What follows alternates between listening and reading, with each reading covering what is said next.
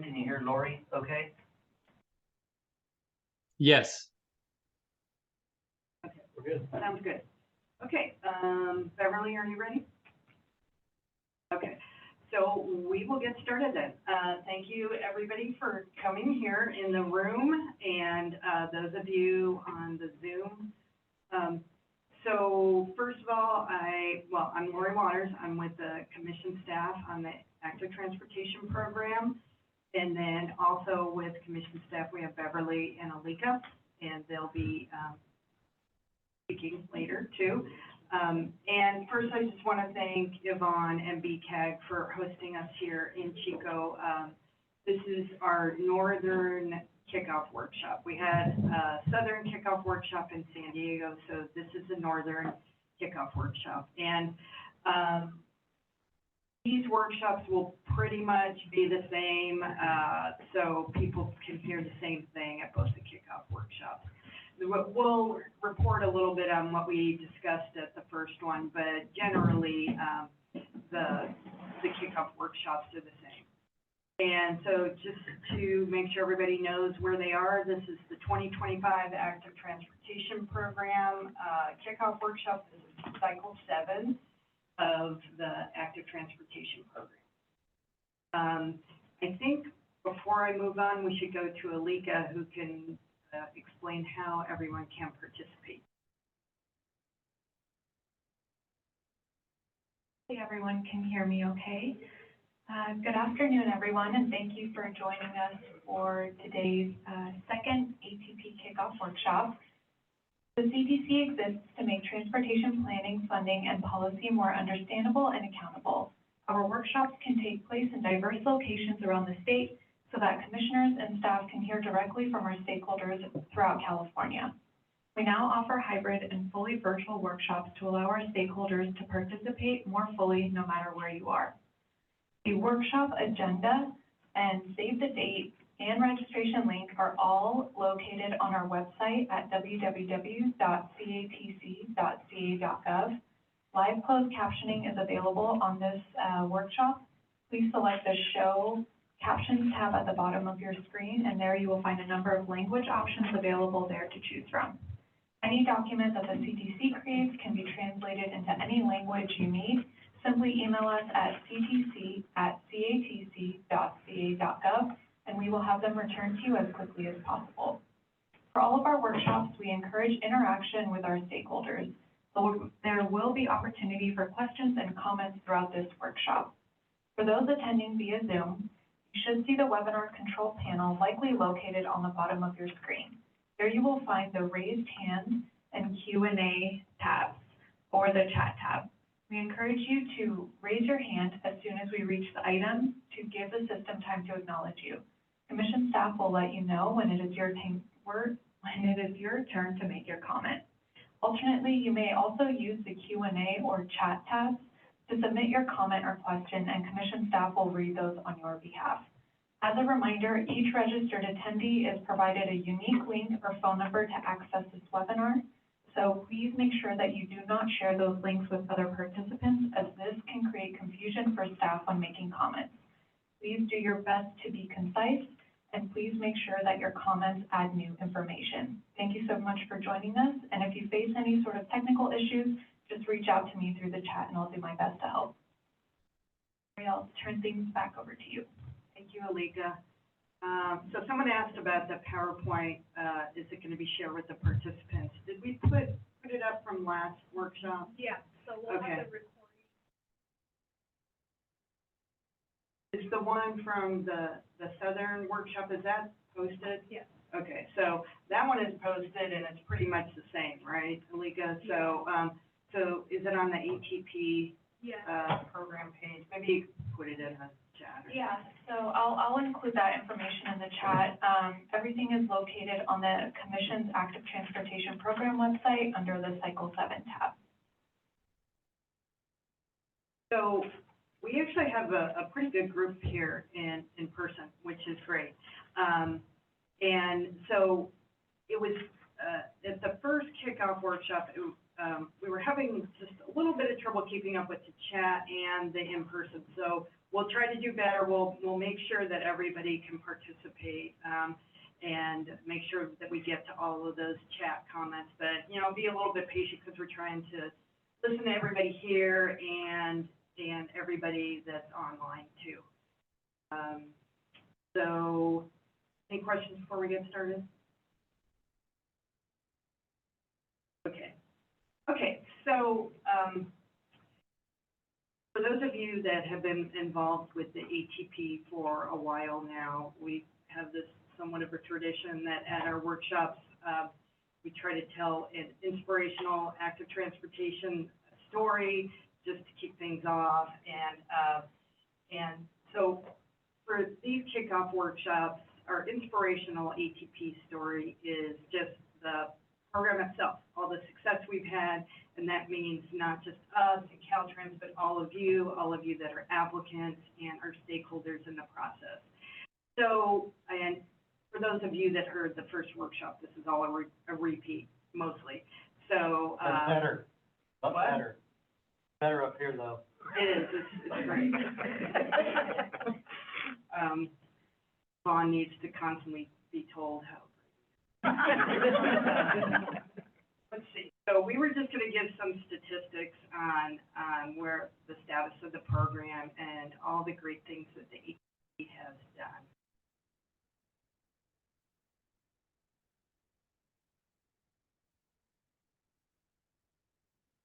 Okay, so the ATP actually started in 2013.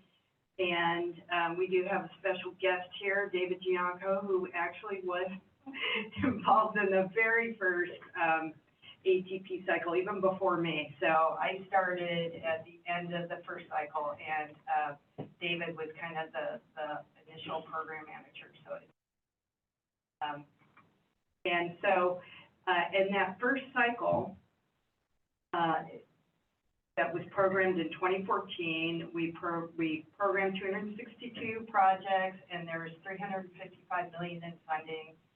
And that was a combination of the program. By the time the projects got funded, a year had lapsed, and so that was a combination of early funding, and so that was where the $355 million. And then cycle 2 was 2015. And we funded 207 projects, and there was $359 million in funding. And then 2017, that was the third cycle, and we funded 243 projects, and we had $456 million in funding. And that $456 million, or the $460 million in the fourth cycle, that was kind of like our baseline of funding amount. So one of the trends that you could see clearly is that even when the funds are going up in the program, the number of projects that's getting funded is going down. So in 2019, we had 120 projects and $460 million in total funding, and that was the cycle, was it cycle 3 that we had the augmentation with SB1? The cycle 3, yeah. Know that, but and then so that's why we had a jump in funding there. So we got augmented by SB1 funding.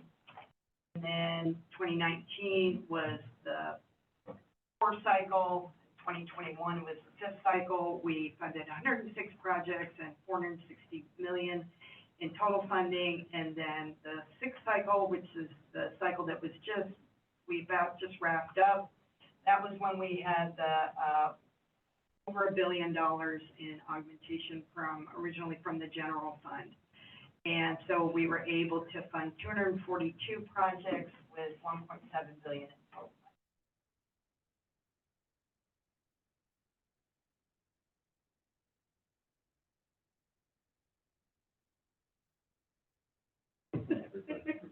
Yeah, tip for everyone.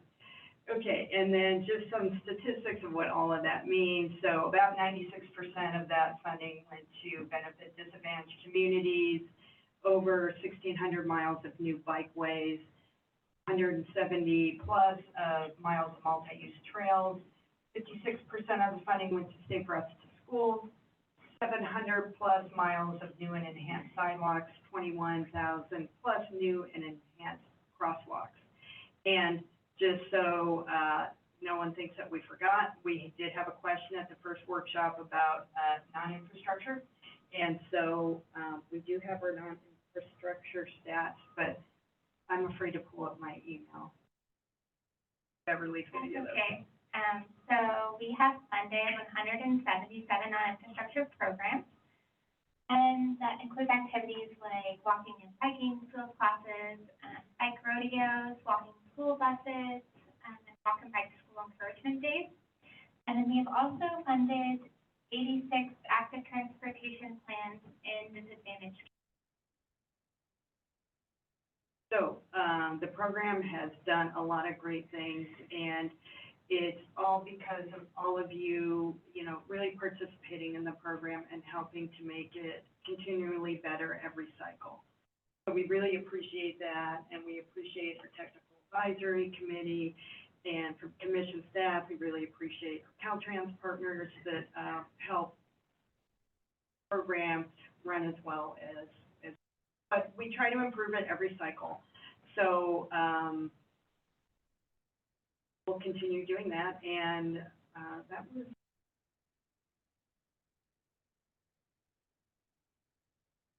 So that's all I had to say on just to celebrate all the accomplishments of the program. So I think now we're going to actually get into the workshop unless anybody has any questions or comments now. And for those of you in the room, if you're going to make a comment, you'll have to go to a microphone, or the people on. Yeah, there's that one, and then there's some microphones around here too.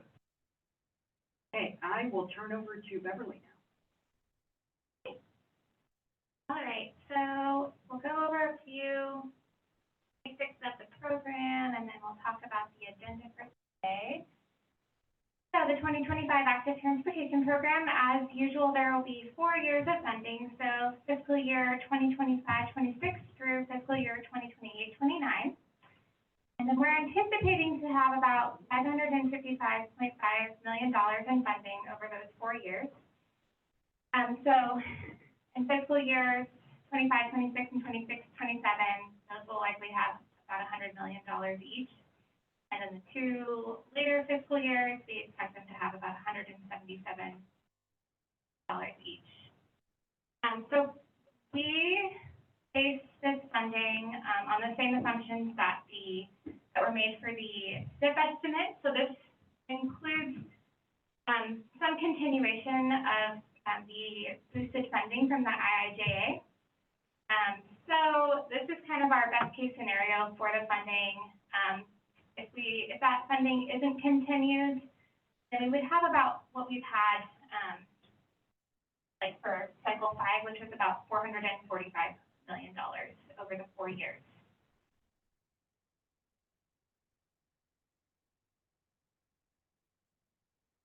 All right, so these are our engagement principles for our workshops. So we consider all comments. So there will be time during this workshop for you to provide suggestions on things that you'd like to discuss during our future workshops for cycle 5. So we would cycle 7, 2025 program. So we would love to hear your suggestions. We always try to post workshop materials prior to the workshop. So for these 2 kickoff workshops, it's been pretty simple. It's been the agenda, but we'll try to post for future ones kind of more info on the items that we'll be discussing during those workshops, like the specific policy issues. We always try to move the process forward, try to get a consensus with the group, but kind of, reach that consensus and then move on to the next topic. We try to keep a statewide perspective, and we're here to listen.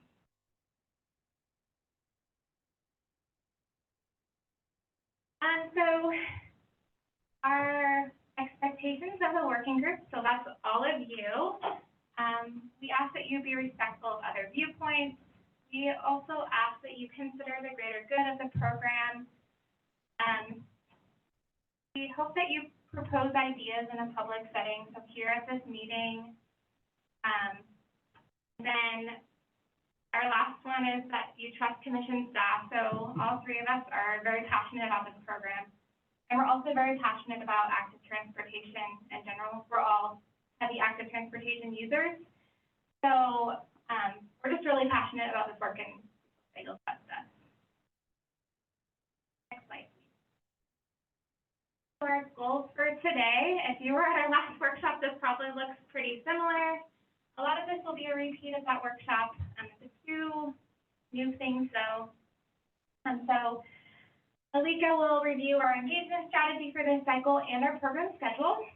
And then we will, a little bit a different order than what's on the screen right now, but we will recap the input we received at the Southern California Kickoff Workshop. We'll introduce some potential program changes, and we'll get your suggestions, and so we'll have time for that at the end. Also, before we go into the policy issues, we'll also talk about Submittable, which is our new grants portal. Have any action items? Great, I will hand things over to Alika. Beverly. Okay, so I'm going to go over our engagement strategy for Cycle 7. I just wanted to recap some of the engagement activities that we hold.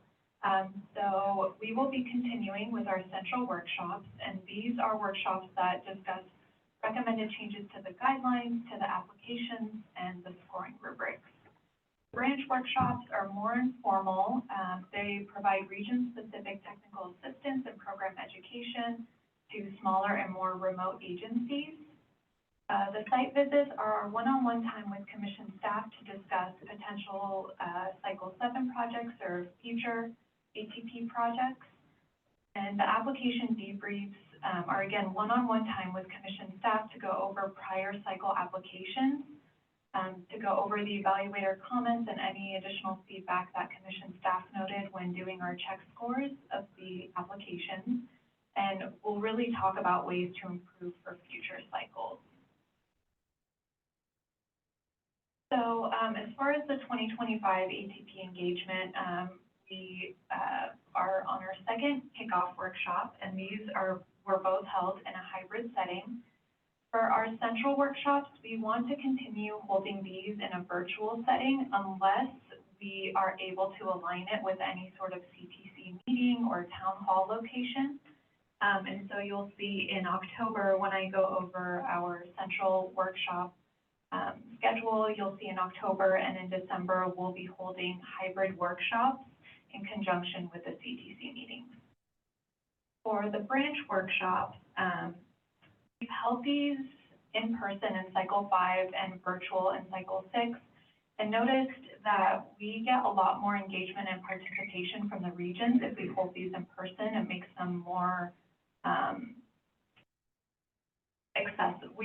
we are more accessible essentially to the regions. So we want to continue doing these in person, and we also want to package them together with site visits. So these will be comprehensive technical assistance to the regions and bundling the branch workshop and touring Cycle 7 projects.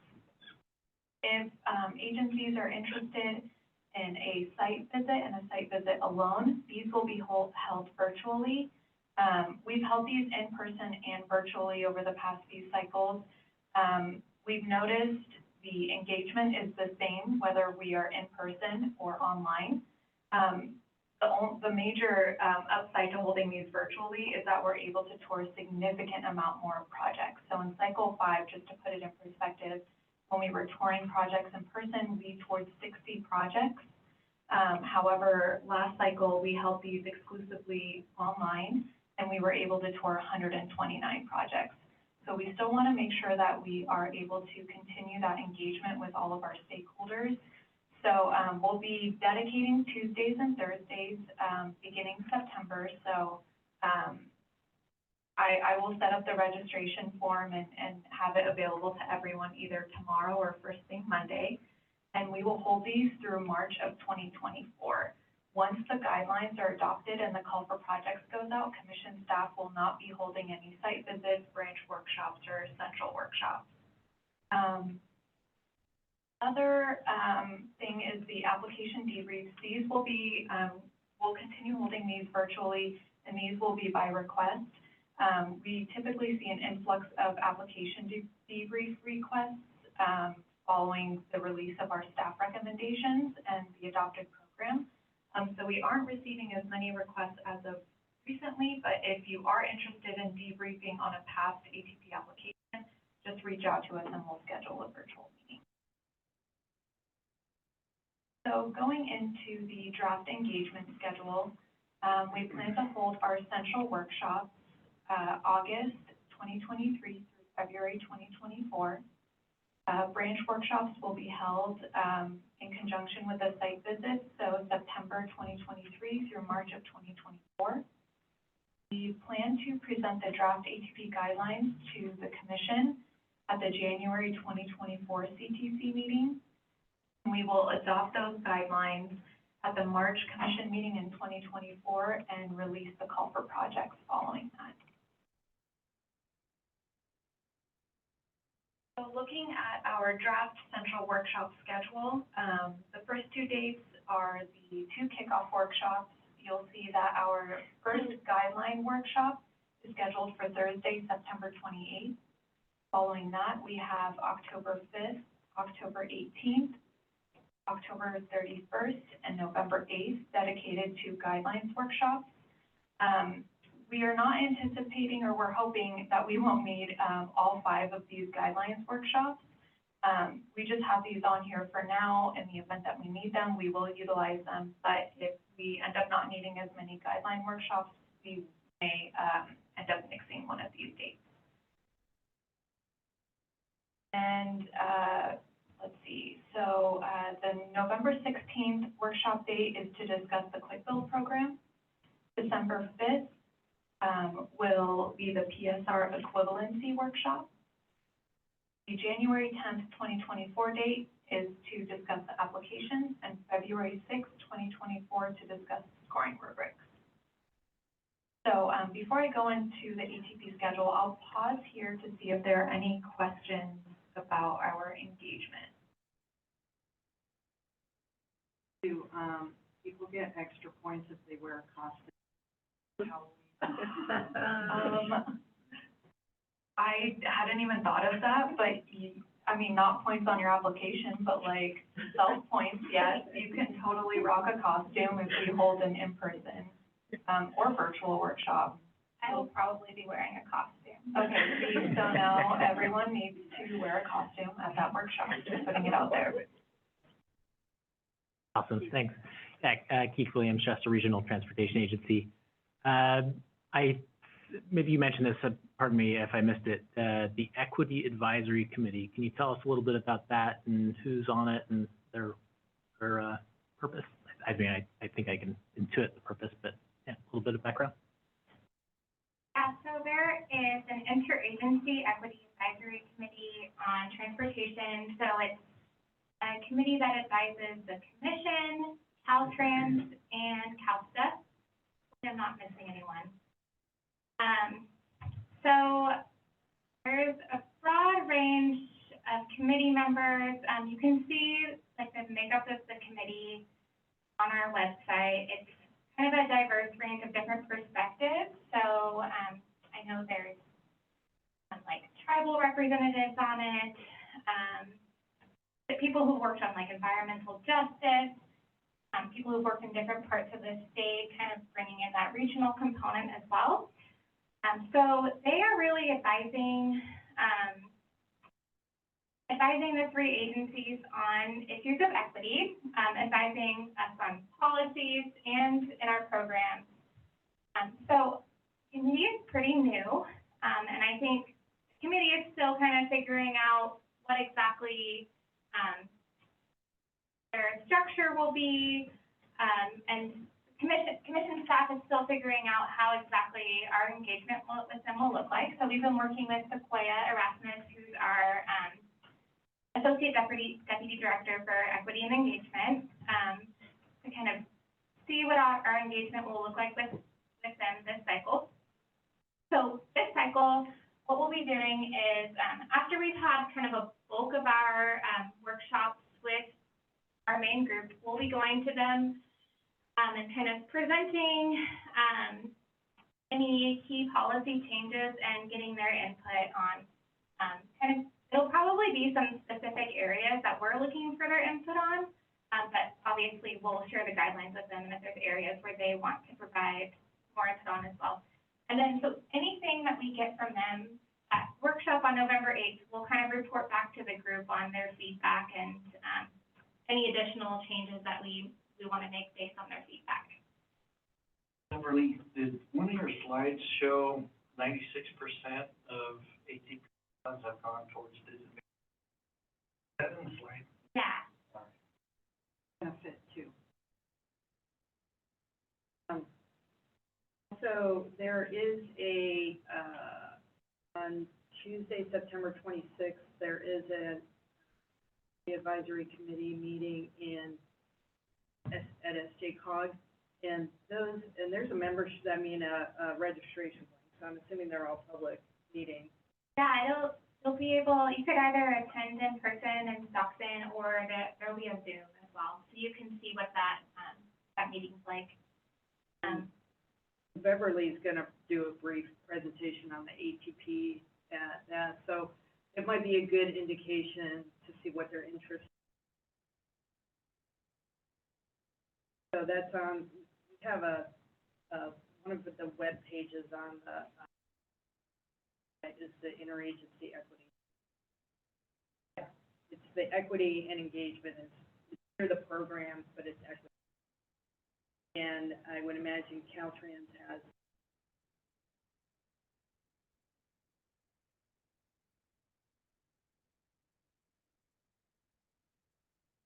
Anyone else? I'm seeing questions online.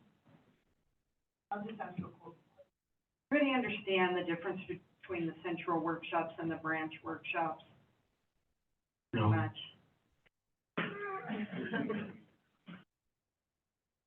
About that. Yeah, why don't you do that a little bit, just so everybody understands? Yeah, so the central workshops are primarily to talk about the guidelines, scoring rubrics, and the applications. These are workshops where we bring any sort of topics regarding the upcoming cycle to around those topics and make final determinations, again, on the guidelines, applications, scoring rubrics. The branch workshops are informal. They're mostly focused on providing program education. So if a region or an agency, is wanting to learn more about the program, they have a lot of new staff that started, or they're wanting to engage more with their communities to promote active transportation within their communities, this would be a great opportunity to schedule with commission staff. We will basically come to your region, hold this informal meeting. We've had cases where regions have advertised this workshop to their community members as well, so sometimes members of the public can join. And we really talk about issues that are going on in the community, any sort of questions they may have about how to maybe approach answering some questions in the application, how to address the disadvantaged communities question, or just overall basic ATP program information. So it's really open to what the region needs. We're merely there to provide as much assistance as we can. And the reason why we decided to pair these with the site visits is because we found that those two really work well together after talking about some of the challenges that communities may be facing with, building active transportation facilities or completing a network. It really helps to go out and tour those project areas that could be potential Cycle 7 or future ATP applications. So tying those two together will help commission staff get a better understanding of what's going on in your community and how can we help you relay that successfully in your application. Thank you.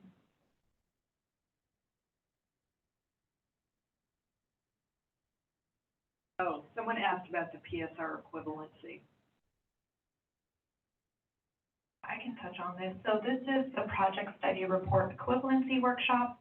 Caltrans will be hosting it and leading the workshop really, and they'll be providing really great information on how you can acquire that PSR equivalency. They'll provide great examples. They have a really great presentation that they've put on for us to pass these cycles, and we always keep those materials available on our website. So I don't know if you guys want to add anything to that, Desiree?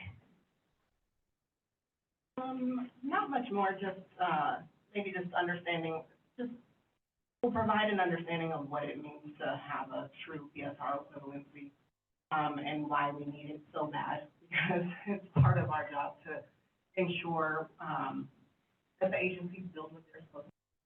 And so, when we are able to actually see that and have visual representation of that in your application, and ultimately you will have. So, it's not something that, should be difficult for, most folks. It's a requirement that we have, that ultimately should be in every application. Desiree, do you have examples posted of local PSR equivalent for ATP types of projects? So we actually have the presentation from last year posted on our website. So that has like all of the different, they have like example maps and layouts in that, and like have details on the cost estimate, like what they expect for the cost estimate. I don't know if there's actually like an example application that we would show, but The awarded applications are posted. yeah, the awarded applications are posted, so those generally have, like, strong documents. So you can look at any application that we funded last cycle, on our website. There's a list, and you have to, like, click and download the application. Basically, your HP application has to be a project, equivalent to a project study report. So we need to be able to determine, and Caltrans in particular needs to be able to determine the cost, scope, and schedule. So, that is a really, really good, workshop for you to attend, just to make sure that you, are comfortable, you know, with your cost estimates, delineating your scope.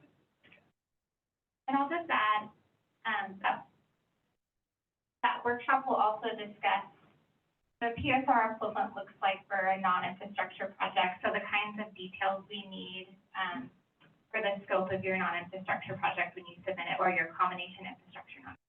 So it includes both infrastructure and non-infrastructure. What that looks like. Will the PSR equivalent workshops be recorded again? The only thing I'll add to is if you have any questions, either outside of that workshop, prior to, after, feel free to reach out to all of us at Caltrans, including your district representatives and your headquarters. Yes, and I would add is just keep in mind who the people are that are going to be developing those PSR equivalent components. Our experience working to help us develop our trying to develop a full-blown PSR. So helpful in that workshop to find so that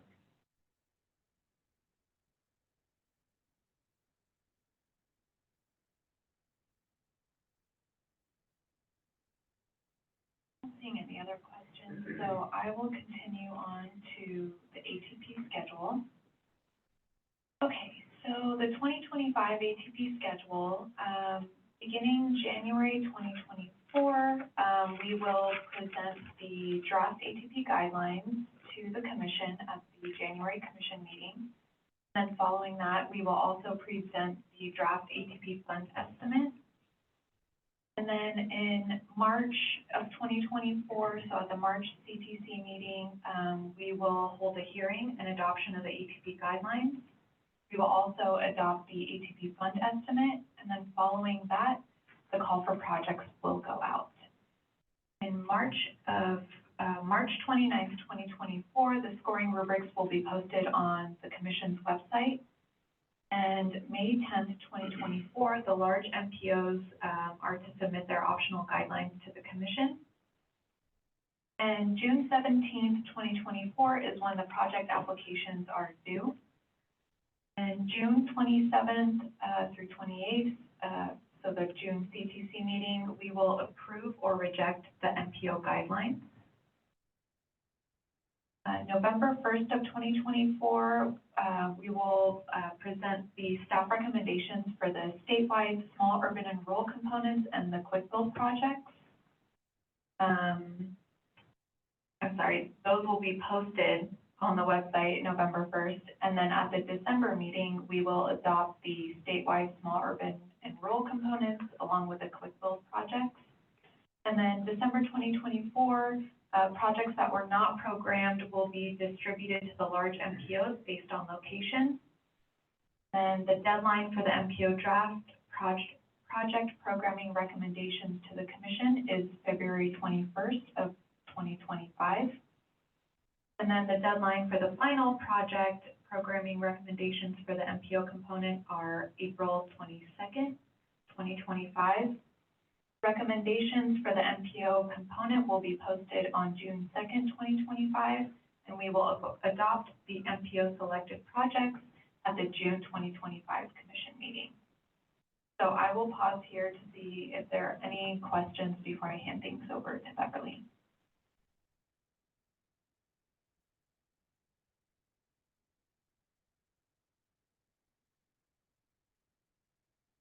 I'll hand things over to you. I think we're using too many acronyms. That's what an MPO is. So, Metropolitan Planning Organization. So the Active Transportation Program is split into three different parts, how the funding is split up: the statewide component, small urban and rural component, and the Metropolitan Planning Organization. And the 10 largest MPOs in the state get their own split up. So 40% goes to the MPOs, and 10% goes to the small urban and rural, and 50% goes to the, and the 40% that goes to the MPOs is split up amongst the 10 MPOs. So the MPOs have they have some other kinds of guidelines that they can submit, and it's kind of like a sub-part of the ATP.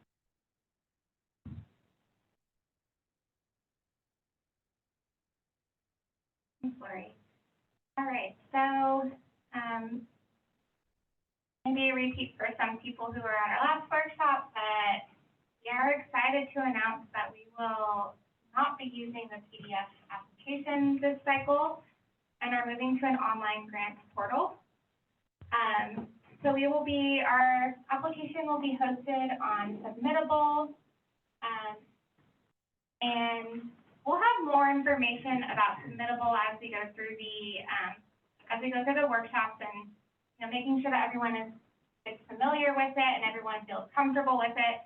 But we just wanted to give everyone an introduction to it today, and to get everyone really excited about not having to use that PDF anymore.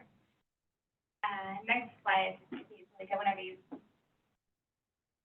Okay, so some of the reasons we decided to move to Submittable, we wanted to make the application process easier and more user-friendly for our applicants.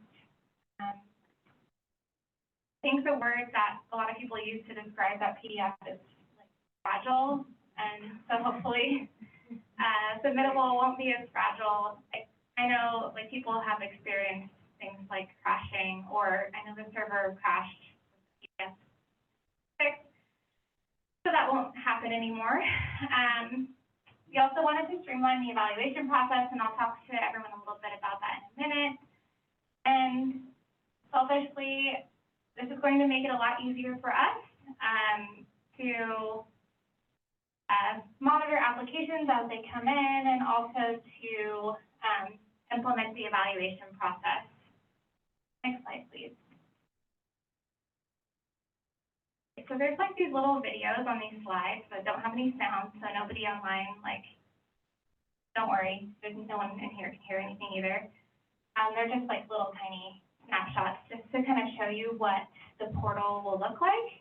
Obviously, it will be branded with CTC and Caltrans stuff, so it'll be really clear that it's for the active transportation program.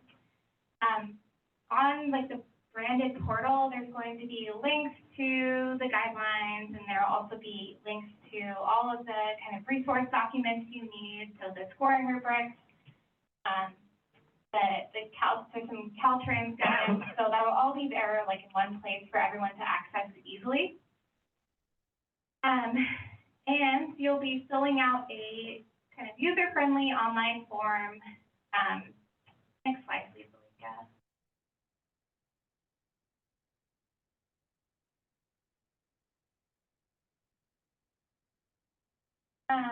So yeah, you'll use, oh yeah, no sound on this one either.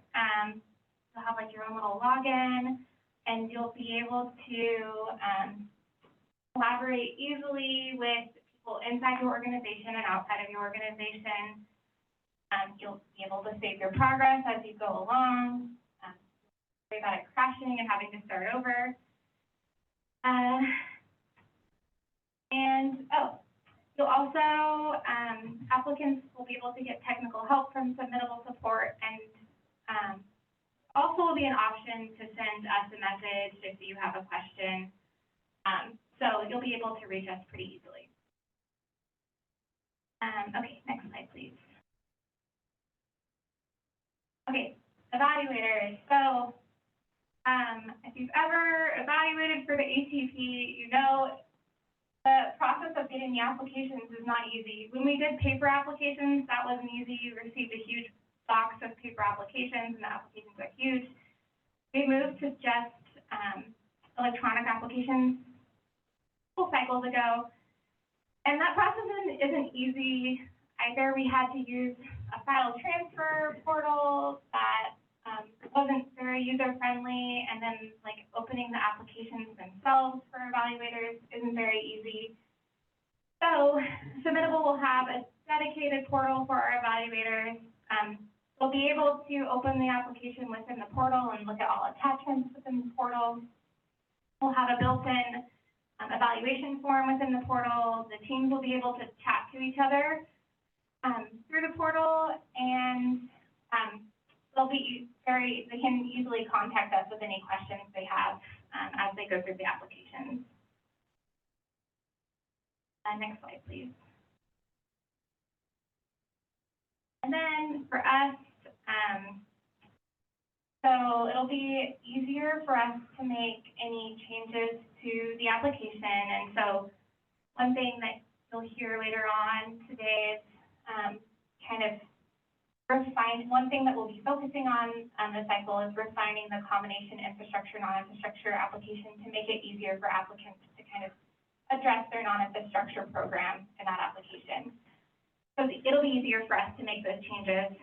In the past, we had to work through IT, and there was a very long lead time, so changes were pretty tough to implement. Even like fixing typos was pretty tough.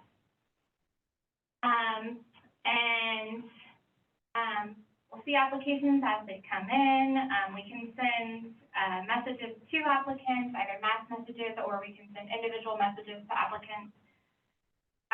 We will be able to talk to evaluators really easily. We'll be able to assign applications to evaluators a lot easier. And then we'll be able to monitor evaluators as they go through their evaluations, which will be really helpful and keep us on track and hopefully make the evaluation process a little bit easier for us to track. We usually have about 50 teams of evaluators, so it's a lot to track, and I think this will really help us. I think that's it for Submittable. Does anyone have any questions?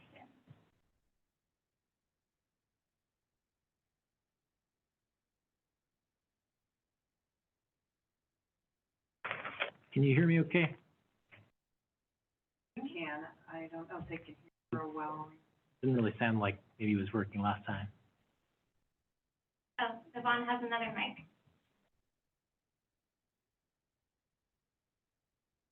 Yeah, Keith, again, from the Shasta Regional Transportation Agency. A couple questions. Well, first off, again, bravo. This is awesome that you guys are moving in this direction. My first question is, hoping that this will help the CTC as well in terms of automating getting some of the data from these applications. Like, I know you track numbers of miles of bikeways and sidewalks, et cetera. Is that all automated now with Submittable? Yeah, it'll be a lot easier for us to access it. Fabulous. Okay, great. Also, with respect to the, with each project application, will there be like a hierarchy of access rights to that application? And who, if so, who has control over that? I believe so, but I'll have to ask our reps at Submittable, like, what exactly that looks like. I know, like, people will be able to have a login and they'll be able to send it to others to, like, review and to collaborate, but I'm not entirely sure, like, what that structure looks like. If there's an option, it would be great to have a hierarchy with different levels of access.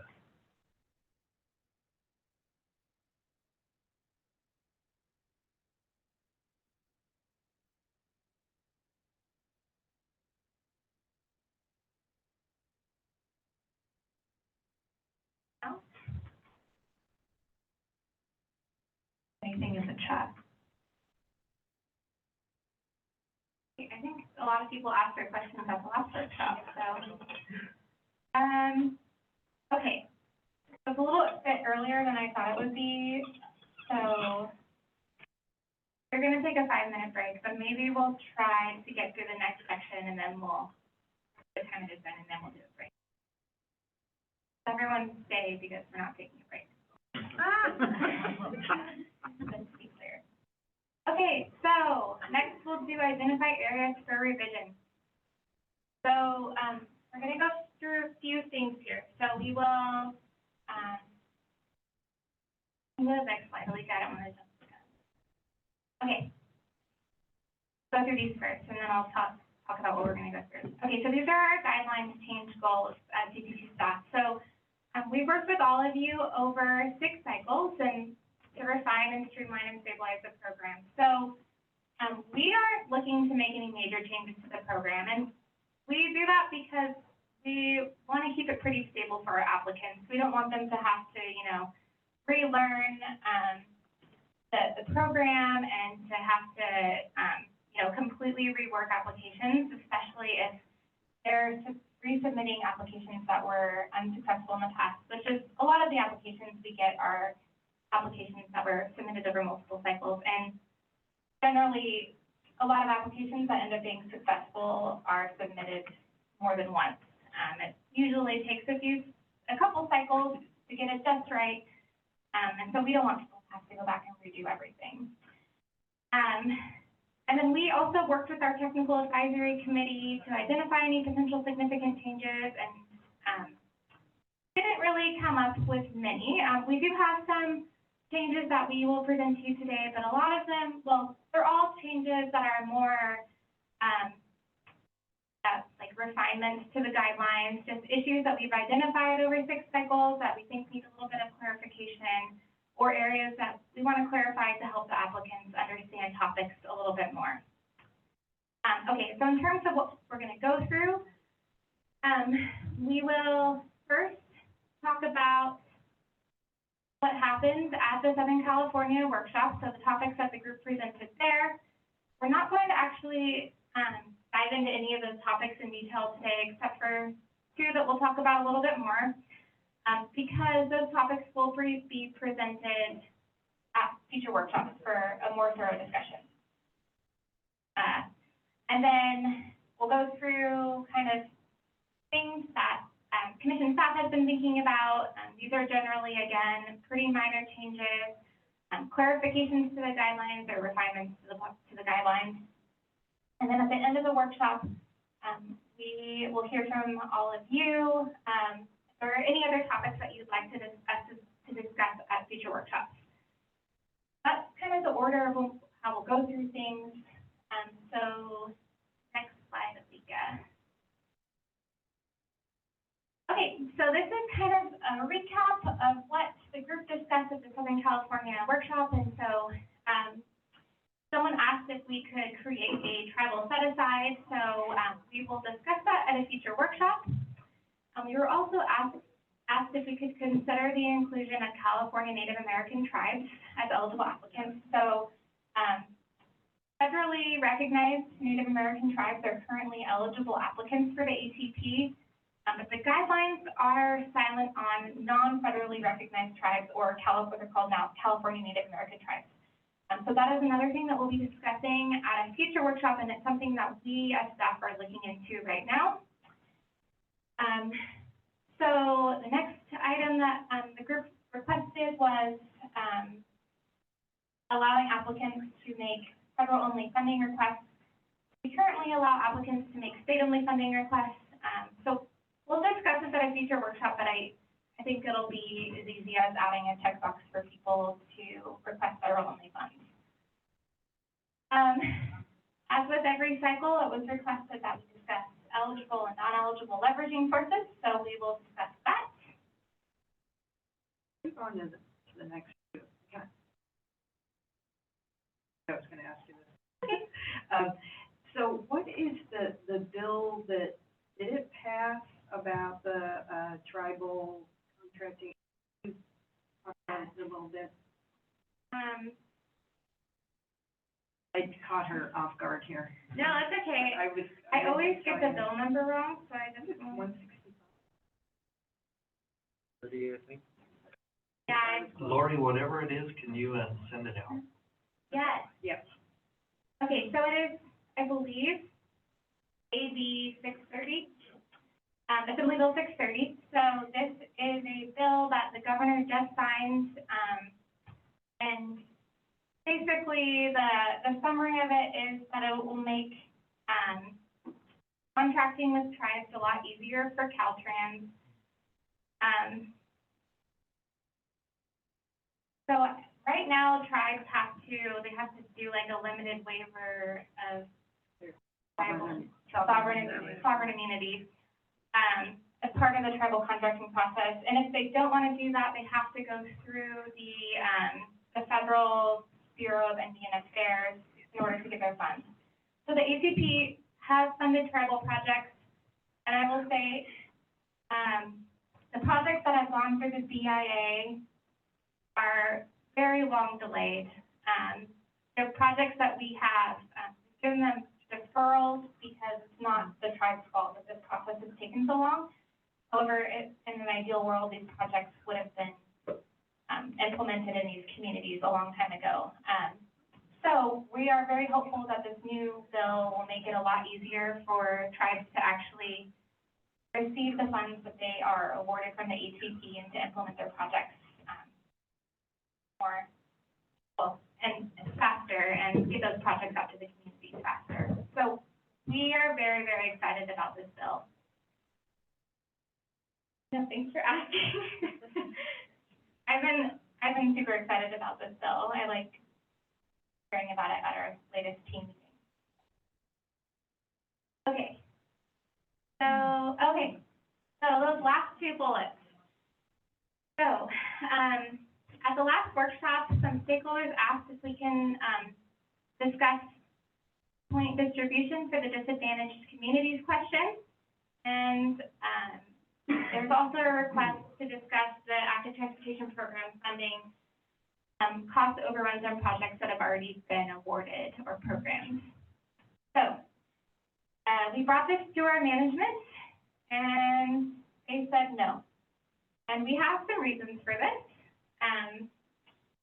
So for the disadvantaged communities question, we know, we're very well aware that it's very difficult to get funded in this program if you can't show any benefit to disadvantaged communities. However, The program isn't oversubscribed and extremely competitive because of the disadvantaged communities question. It's oversubscribed and extremely competitive because it doesn't have enough funding. And to be frank, changing the points distribution on this question wouldn't solve the problem. What would help with this problem is getting more funding for the program. Similarly, the issue of cost overruns. We know that a lot of our projects are facing cost increases for a lot of reasons that are affecting, every program. And we empathize with that, and we have our partners at Caltrans who work magic to help save projects that are facing these issues. And we also have our partners at Caltrans who can kind of help make sure that people are estimating their projects the best they can. However, as all of you know, every cycle except for last cycle, which we had the augmentation, we're able to fund very few projects, and we think this cycle is going to be fewer projects than ever just because of the increasing size of projects. And every cycle, hundreds of very, very high quality, much needed projects go unfunded. And so we do not feel it is right to fund cost overruns when there is such a high demand for this program right now. So these two issues, our management said no, so we will not be discussing these two issues at workshops for cycle 7. Or do you want to add anything? No. We can take comments on, but what do you do? Look like you were thinking about something. I want to say about something. Usually fishing. I think I understand the reason why the DAC question came up at the last workshop. I agree with CPC's as is. I know we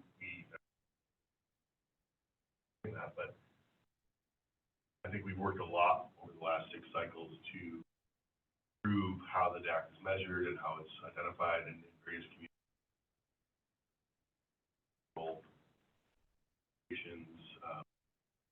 Successful.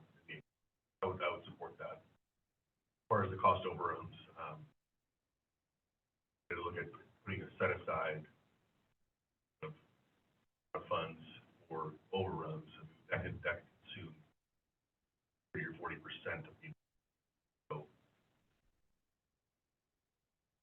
actually go last. I would agree with both of those. Yeah, and I'll say that, this isn't intended to shut down stakeholder debate or anything, but particularly with the disadvantaged communities question, in some of the past cycles, we talked about that more than any of you could ever imagine unless you were involved in it. So it has been very, very, very thoroughly discussed. And it's not that we don't understand that if an agency is not able to access any of the disadvantaged community points, they're not going to get funded. I mean, that is a reality, and we know that. So we know, too, that that's probably driving what's being submitted to the program. But with that said, the program is still way, way, way oversubscribed. So that means that there's an incredible amount of need still in this area.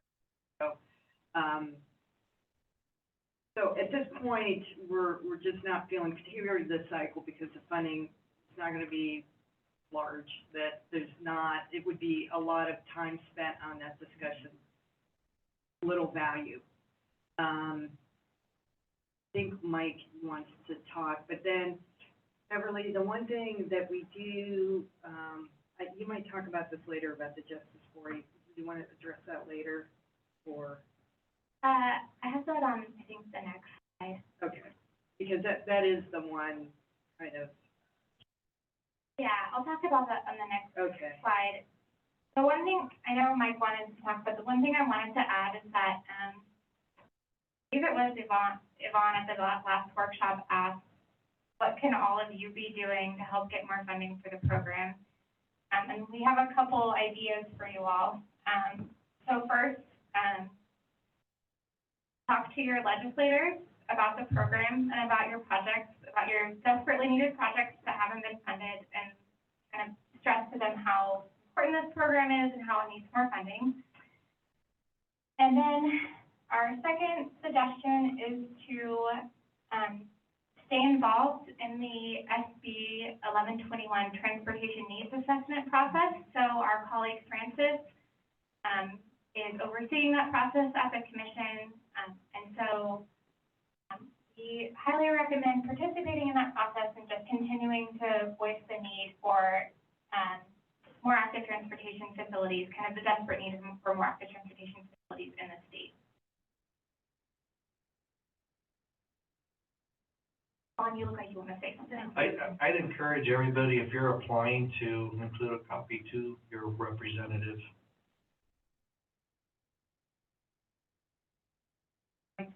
Because when that list comes out, I'm still predicting a 96 or 7 cutoff. Yeah, Mike has his hand raised. Mike, you should be able to. Thank you. Yeah, this is Mike with NCTC. I support those points, and I'm not recommending any significant changes to the DAC criteria or scoring for cycle 7.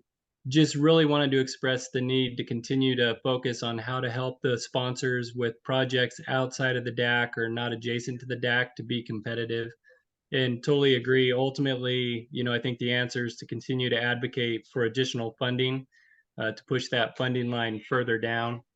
And maybe in doing some of that advocacy, if there are, project sponsors that have projects that, fall in that category, that are good projects, to use this like, hey, we need additional funding to fund projects like these.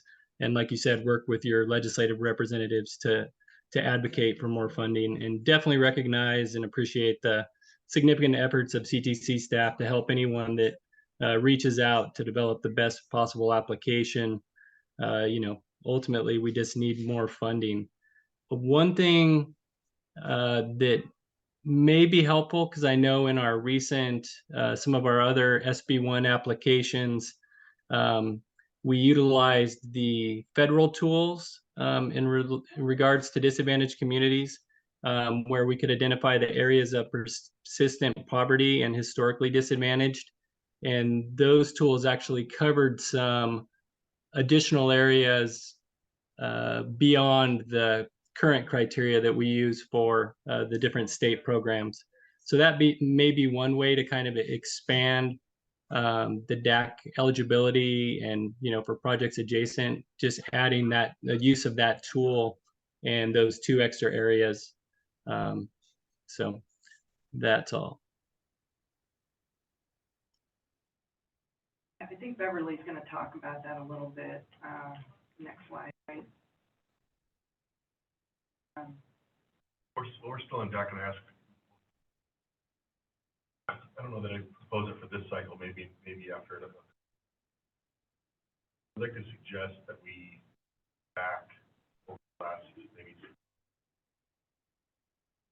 how focused investment in DACs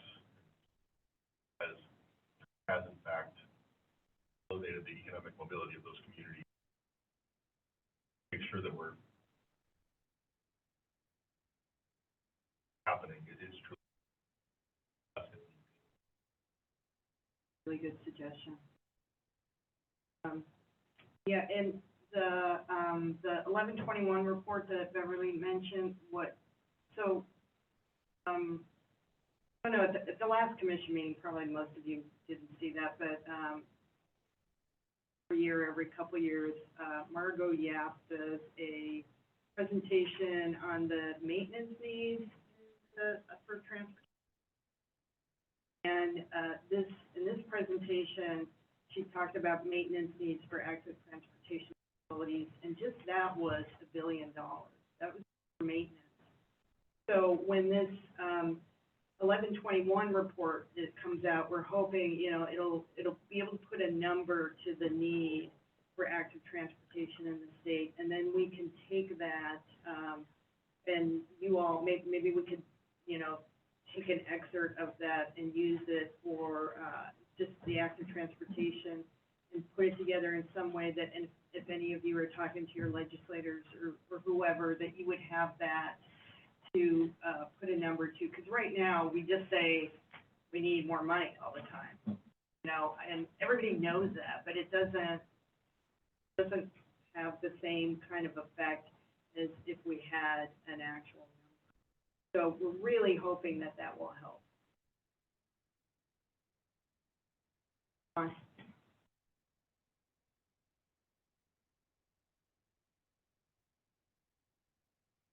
So I have a thought, and let me know if I'm overreaching here, but,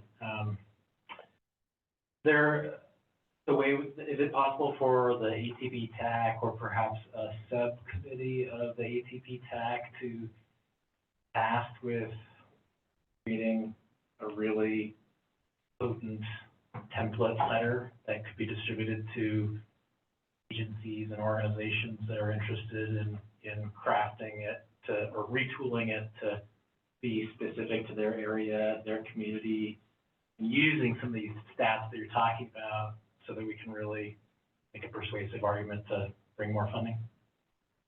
First, I was gonna say, yes, that's a great idea, and then I remember that I don't think the TAC is allowed to lobby. So I don't know if we could. So, I don't know, Desiree, you don't know that, do you? Yeah, I think it's in the, yeah. We can as So. individual agencies, but not as a Yeah, group. Like, right, not as a group. So, yeah. Okay. I don't know if that would be considered lobbying. Okay. I think the idea of developing a template letter for folks could be helpful, and we all have those in our servers, so.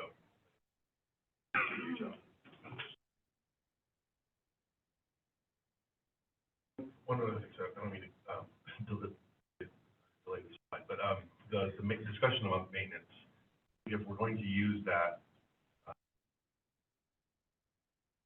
for ATP, we need to be able to parse out what that maintenance share is for ATP, because we just, one of our jurisdictions are gonna solve that for streets and roads and not wanna have that number, separate that from the streets and roads.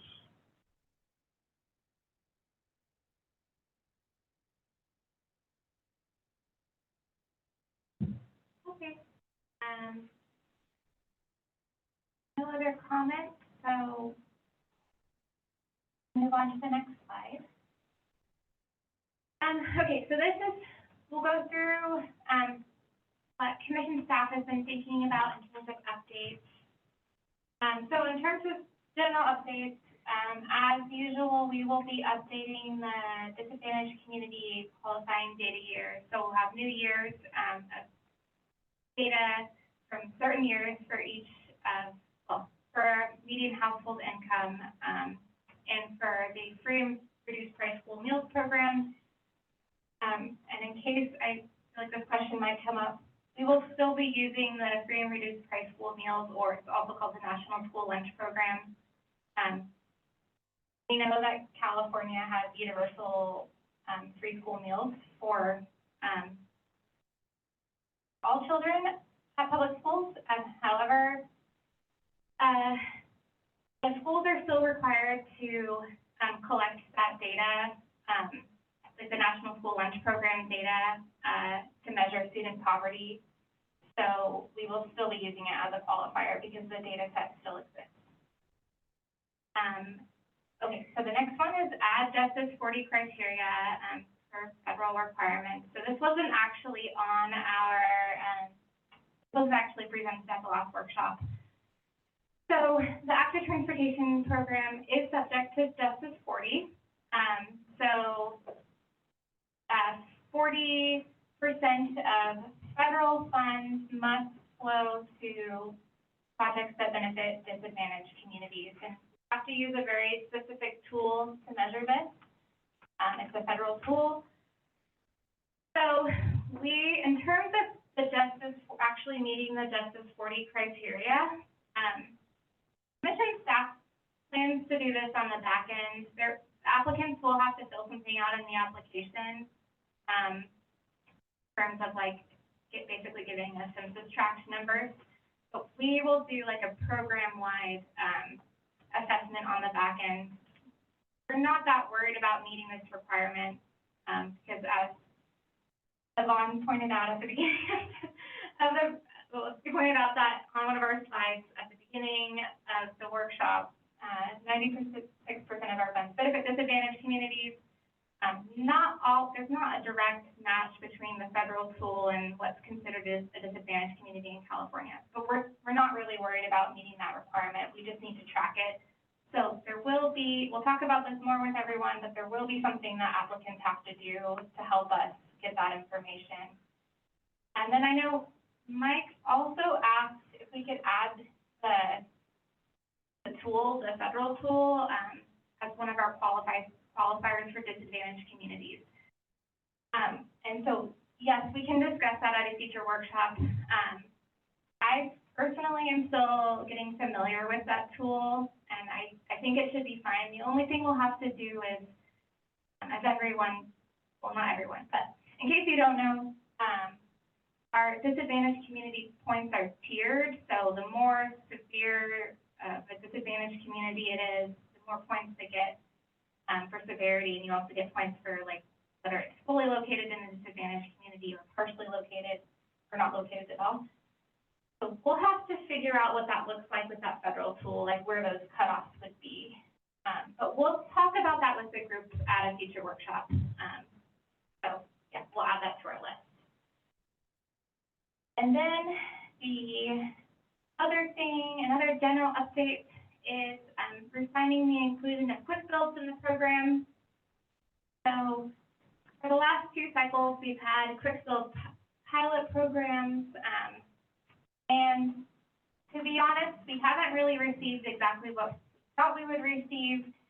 A lot of applicants are still submitting small infrastructure projects rather than quick build projects. But overall, we think there needs to be some more education on quick build projects, and more resources provided to applicants on the quick build projects. We also have had some applicants who aren't following the guidelines that we had in place. So last cycle, we wanted projects that were, that had already cleared environmental and only wanted to fund construction, but we still had applicants asking for all phases of the project, asking for funding for all phases of the project. So in summary, we need to work on this more. And so what we are doing is we are creating a quick build working group. So hoping this group can develop some recommendations to us on strengthening the guidelines, maybe provide some more educational materials for our applicants. So we have a small group that we've already kind of, people who had expressed interest in the past about being part of this group. So the first meeting is in a couple weeks. I think it's on, scheduled it, I think it's on the 27th. First meeting of this group is on the 27th of September, I believe. And then we'll meet a few times, and then we'll report back. I think the last workshop before the PSR equivalency workshop is when we'll report back on quick builds to the group and discuss it more. If you are interested, if you have expertise in quick builds, if this is a topic that interests you and you want to participate in that group, please get in touch. My email address will be available at the end of the slideshow. I don't want to just read it out to you right now because my name is really hard to spell, but I'll put it in the chat. But yeah, so if you're if you have expertise in this, or if it's a topic that really interests you, please reach out and we can. Any questions on any of these?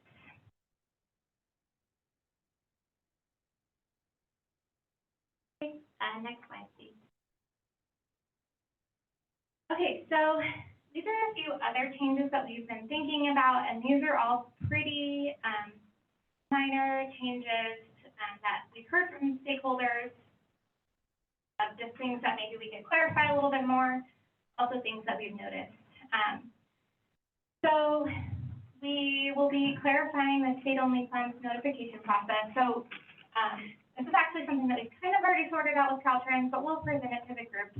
We've heard from stakeholders that when they're awarded funds in the ATP, they never know, it's hard for them to know whether they've been awarded state-only funds or if they got a mix of federal and state or federal only. So we'll discuss this more with the group, but basically, in addition to the districts notifying the awardees, we'll also have a list that's published on our website that kind of tells you what kind of funds each project is getting. It won't include what they'll be getting by phase, but we'll talk about that more in a future workshop. We'll also be clarifying evaluator responsibilities and consequences. So most of our evaluators are amazing, but kind of want a little bit more of a process in place for evaluators who aren't meeting expectations. So, I mean, we've had evaluators use outside information to score applications, or it's been clear that they've had a bias when they've been reviewing an application. So we're going to have a little bit more of a process in place for those situations. We also would like to clarify the California Conservation Corps coordination process. So this is something that's in statute for the ATP. So all applicants have to coordinate with the CCC to see if the CCC can do some of the work on their project. And if applicant doesn't do this coordination process, they lose 5 points. And I would say most applicants actually do this, but it's surprising to us how many don't actually even send the email that they need to. We'll be adding some more language and working on that section of the application a little bit more to make it clear that they need to do this. And it was also requested at the last workshop that we could look into integrating this into Submittable, which is something we're looking into. So we will also be adding the ATP benefit cost tool as a required data source for post-award for collecting project benefits. So this is something that we actually are already doing. Alika has been leading that effort with our student assistant, Peter. So we worked with Caltrans and UC Davis to create this new tool to assess kind of program-wide benefits. And once a project is awarded, we kind of need information from the awardees on their project. And so we're going to make that a formal part of the guidelines as part of this guideline cycle. Well, we already talked about this, so we're going to clarify non-eligible leveraging sources in addition to the discussion of the stakeholders requested on discussing eligible and non-eligible sources. And we're also going to clarify consequences for not including a leveraging commitment letter. And we'll also be creating a process for canceled projects. So something that we've noticed, we have projects that are canceled for various reasons, and we kind of want more of a process where, you know, we are talking to that agency and talking about, you know, like what went wrong and then lessons learned, so we can, you know, we can get that knowledge and the agency can share that with us, and then it may inform like the guidelines in the future or just the way the program is run in the future. Okay, next slide. Okay, so one thing we also wanted to do this cycle is provide some new technical resources. And this is in addition to the technical resources that the Active Transportation Resource Center has. And Allie, the new program manager of the Active Transportation Resource Center, will be presenting at a future workshop just on kind of the different things that the ATRC has. So in addition to those resources, there's a few things that we wanted to provide to our applicants We're creating a new appendix to the guidelines that will have some anti-displacement resources. So applicants are currently required to discuss displacement as part of the disadvantaged communities question. And we think that a lot of applicants need some help on this. So we are going to provide some definitions, kind of looking at direct and indirect displacement, some links to some resources and some example policies for applicants to use while they're filling this out. We also want to have a little bit more guidance on what your disadvantaged community map should look like, and how you should fill out the disadvantaged community table. Basically, just more guidance on which census tracts should be included when you're kind of creating your map, and which ones should be included when you're filling out your tables. And I say census tracts, but that also, not every tool uses census tracts, so there'll also be guidance on like the free and reduced price school meals qualifier. We also will be creating an application checklist, so kind of a checklist of the different things that you should have you should prepare when you're putting together your application, like the different types of data that you'll need as you're putting together your application. And we will also, Aliga and I are very excited to host an application tips webinar. So we have our site visits, which please sign up for one of those. So this will be kind of like a site visit, but for, like a mass site visit for everyone. Just with some general tips that we have, having read hundreds and hundreds of applications on like how to put together a strong application.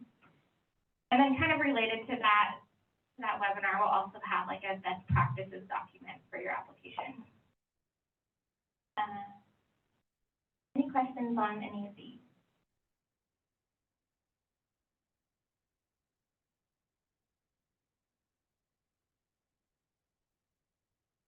I wanted to make one comment that this is what we're anticipating, but I can't promise that something else might not come up. So last cycle, one of our commissioners wanted something added to the application pretty much at the last minute.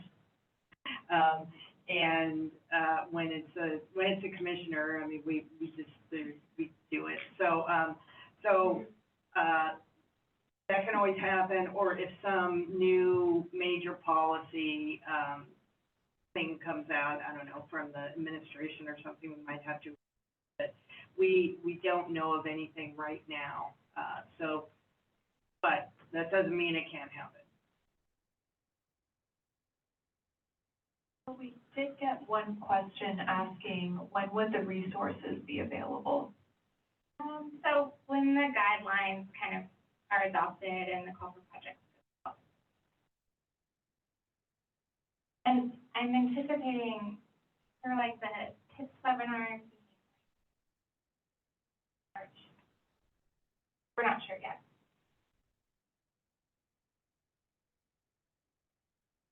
They have that.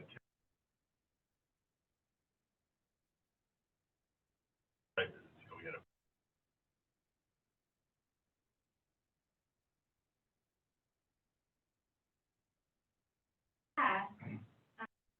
Give Aliga like 99.9% of the credit for the scheduling and running them.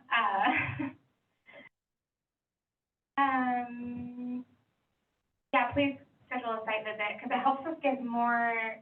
I mean, I'm excited about doing more application tips, but it helps us give you more tailored assistance than we would be able to do on like a mass webinar. I'll just quickly add a thank you, Woody, comment. And for the site visits, we'll be opening up registration. So it'll be very similar to last cycle. It's basically a very simple Google form that you'll need to fill out. You'll identify your project or projects that you want to discuss with us. And then you'll select a time based on our availability. And those requests will come directly to me, and then I will work with you and your team to schedule it, get that site visit scheduled. So it'll be very, very straightforward. And like Beverly and Woody mentioned, please take us up on that. It really helps us, but it also really helps the agencies be more successful. We also received another question asking, I understand that pro-housing designation was new last cycle. Will this change at all in cycle 7? So we are not anticipating making any changes to the pro-housing portion of the application. So commission staff doesn't have any suggested changes to that.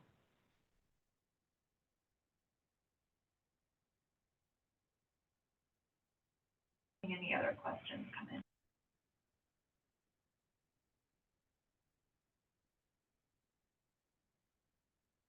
Okay.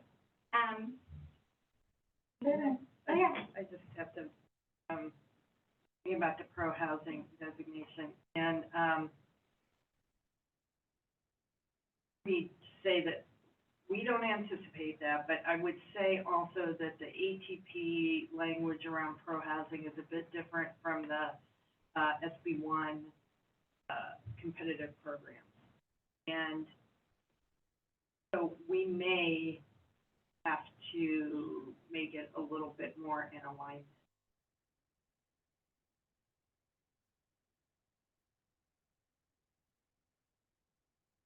We can talk about that more, and we'll bring that to the group.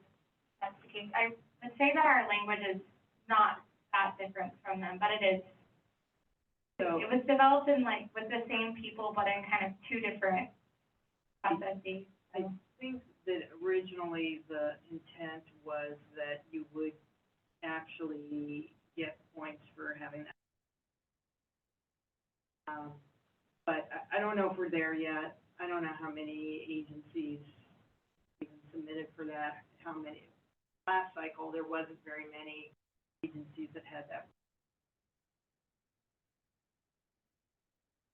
So I guess I'll just say, there's a slight chance there might be changes.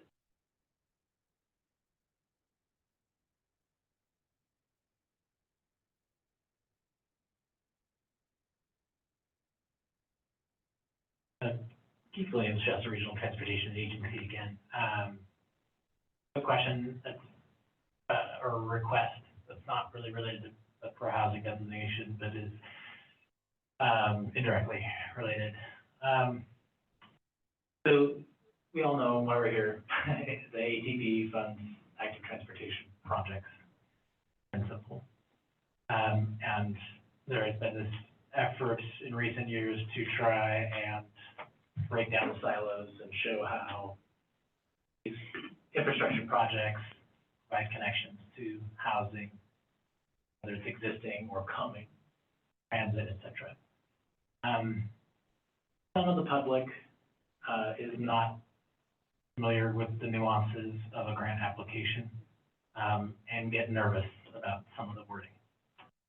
And it's just a request. In addition to what's in the application, that on the question or questions related to housing that we have, maybe in parentheses, in bold letters, this application does not fund housing. Hate to ask that question, but I feel like I need to request that. Amen. So what do you, some agencies think that the program funds housing, or? No, not or agencies, or, just the public. oh, okay. The public reads our guidelines? The applications, Okay. evidently. So I guess I don't get it. Are you saying that they're thinking, I think you're not wanting to be totally explicit on what you're saying, but, So there are instances where public is not interested in housing. Let's just say. so they're confusing that, they're thinking if an ATP project is awarded, that also means more housing is coming. Correct. Okay, I get it. So that would then, you know, clear that issue up. There are members of the public and whenever there's a new transportation. So sprawl and all that.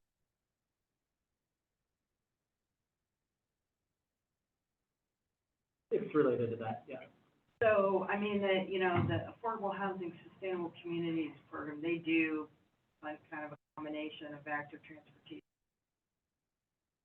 And, you know, but the administration does want that, more of that connection between at least indirectly, I guess. Exactly, and I think you and I and everyone here agrees that the application successfully does that. Okay. Just for everyone, anyone else looking at this application who might be confused, it might be great to just clearly state not fund housing. Okay. You-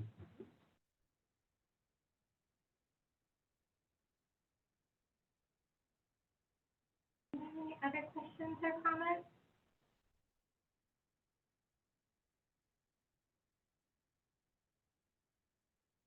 I'm gonna do a 5-minute break, so back here at 3:44.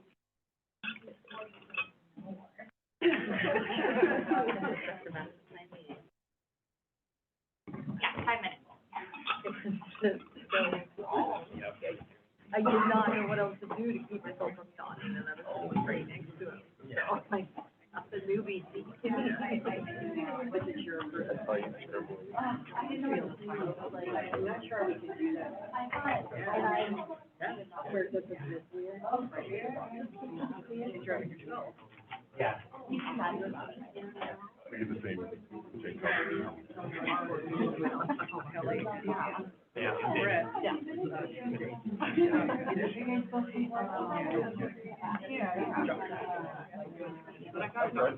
Pleasure to meet you.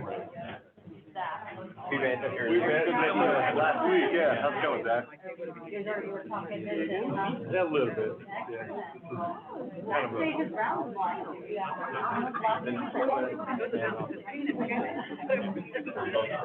become a little more frequent here, too. A lot of opportunities here, so I wanna try to get more into it. Keep more.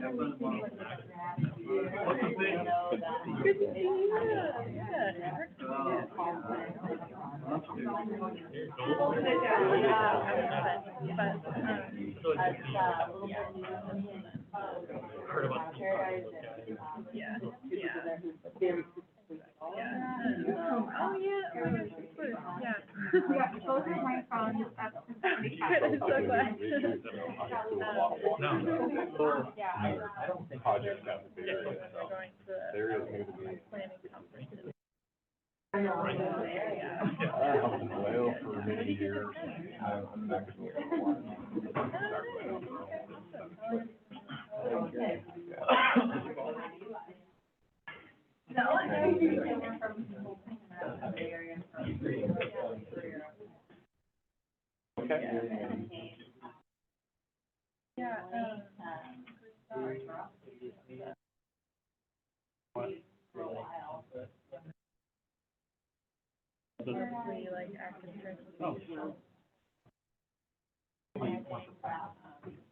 Come on out and then we'll show you off to some people. Got some plans and we'll send you to Mike, Woody, and some other people. I would love to. Get something started as well. Just I think a little bit of a private, the public. Yeah. That's great need, yeah.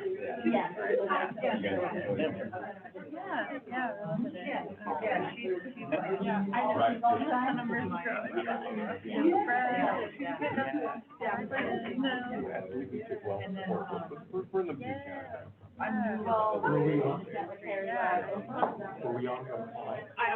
We touched on that briefly last week.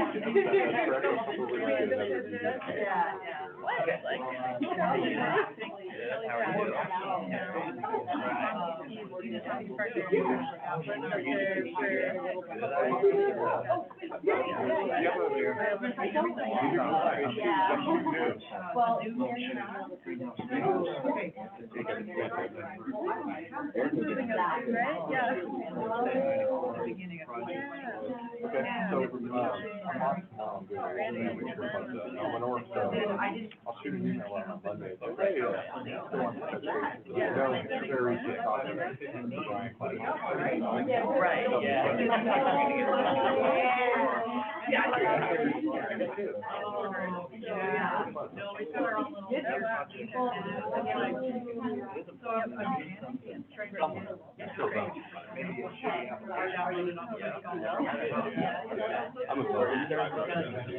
But it's not important. And what's important is that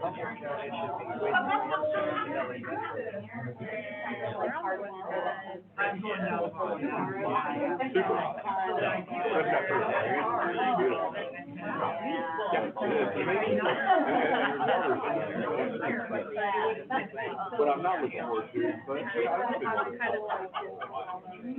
been a whole lot of sewer logs. Driving down to.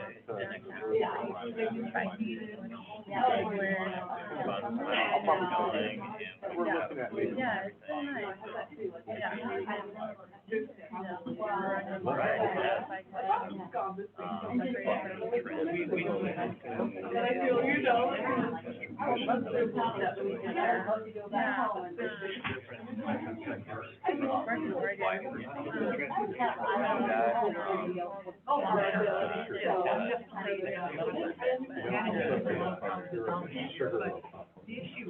Send it to the advocacy groups for housing and driver.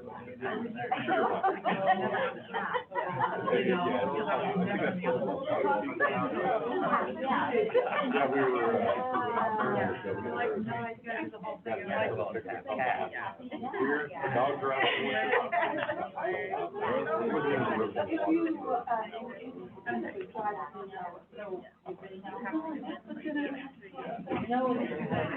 Yeah. So my children, boyfriend, girlfriend are dogs.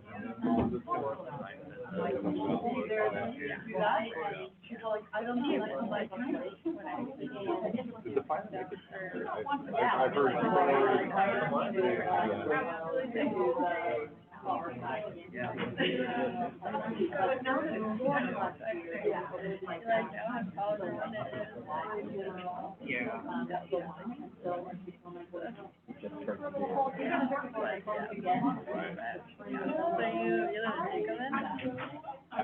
we went up there. Probably late spring. Summer or so before, somewhere between last year and now.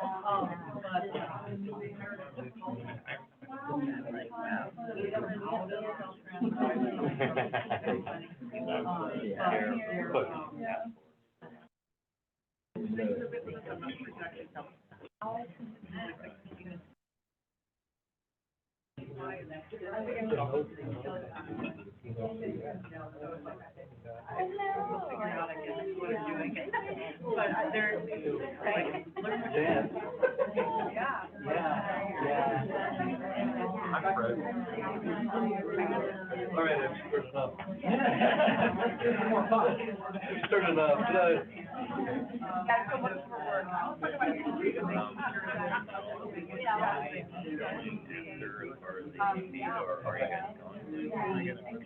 Your name sounds really good, right? Have I got, I mean, good job. Or maybe on an email chain. I'm still pretty new too, so. Wonderful. What projects are you getting involved with?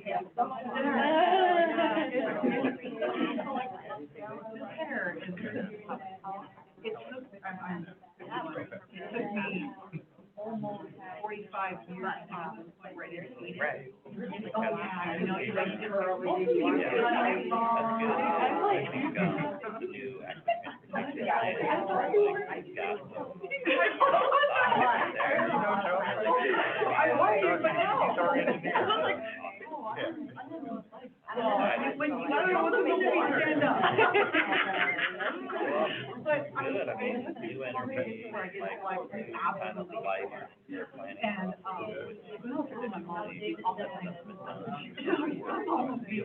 She's 10 minutes and it's permit, and I'd be like, oh, Lord, but nothing, you know,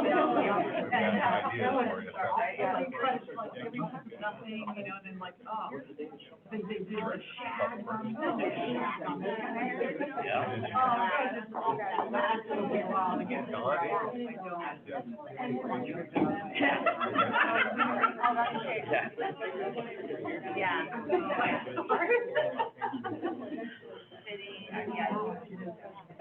I don't have a business card yet, I'm still there.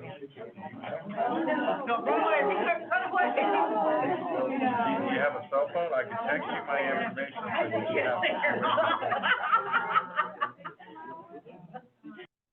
My 8 hours, you realize.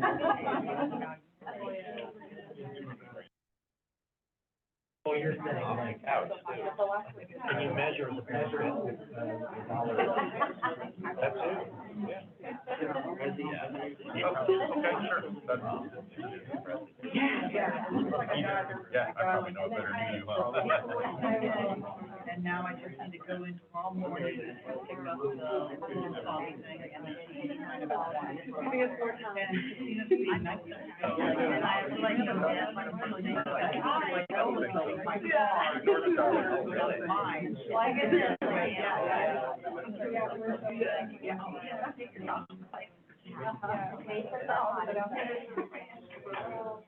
Okay, everybody, we're gonna get started again. Really trying to build that. In the morning, I'm like, okay. Josh is, there's a lot of new, Well, everybody has.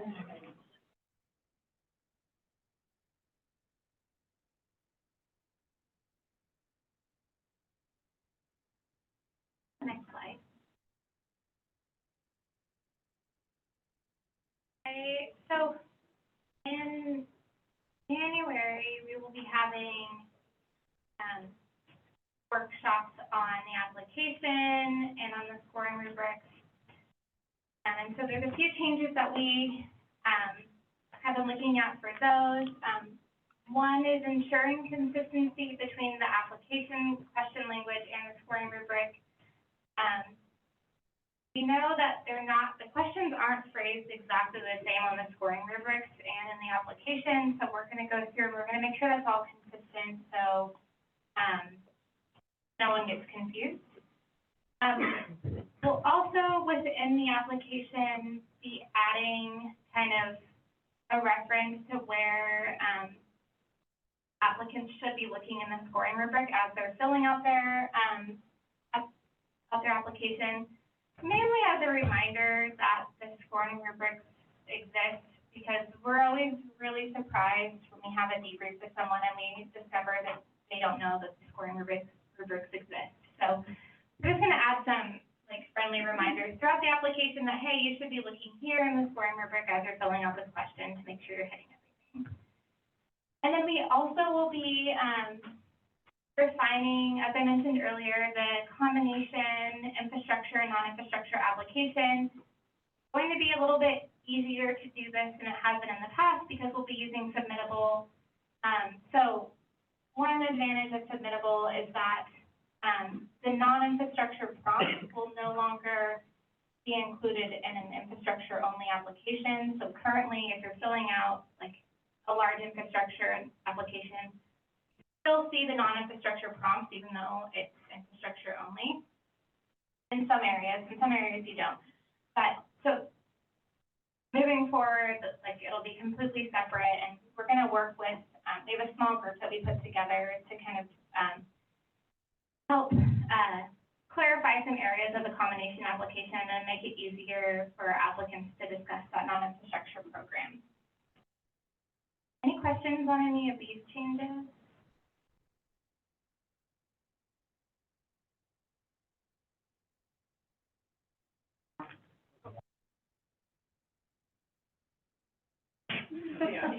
Alright.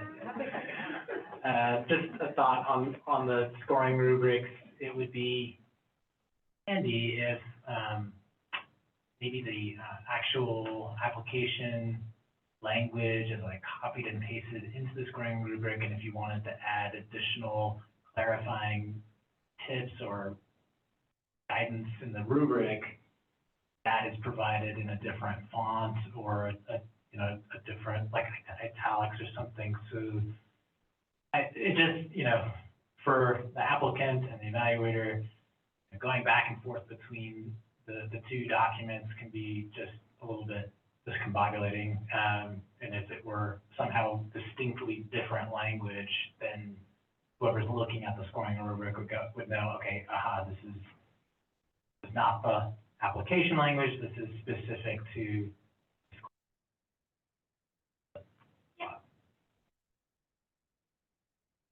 Yeah, we can go through the rubrics and a little bit clearer. Any other questions?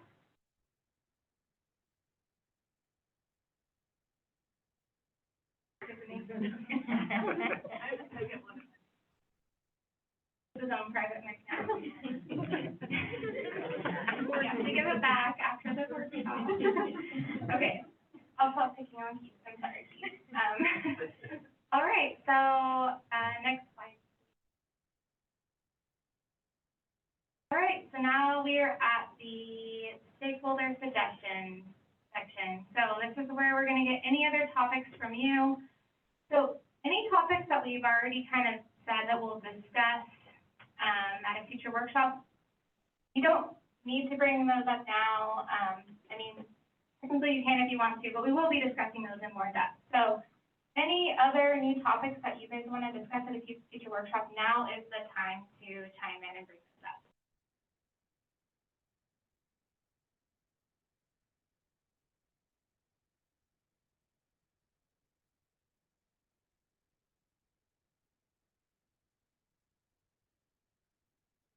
On Zoom can also raise their hands if they'd like. Oh, Nafili. Give me 1 second. Okay, go ahead, Nafili. Right. Good afternoon. Thank you. So just a couple things regarding, I know it was mentioned that this is probably going to be another cycle where very few projects are actually funded because of the amount of funding compared to the need, but then also the size of projects comes into play there. And has there been any consideration about limiting the number of mega projects that get funded? Because I know the size of projects grow every year by quite a bit. So that's one question. And then regarding cost overruns, I know you said, they can't be funded.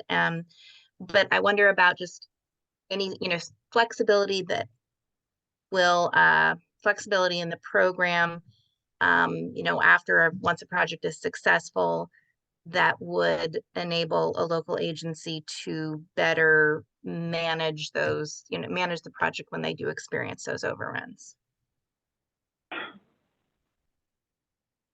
Okay, so for the first one, limiting the number of projects or capping, so we did discuss topic with our technical advisory committee, and there was a pretty wide consensus that we should not limit, like large projects, we shouldn't put caps on projects or limit the amount of large projects that are funded. So in the past, generally, it's been pretty consistent that we've funded kind of the proportion of projects, size of projects, that proportionally, like what we received is what we kind of fund. So if like 50% of the projects we receive are like in the large infrastructure category that are applied.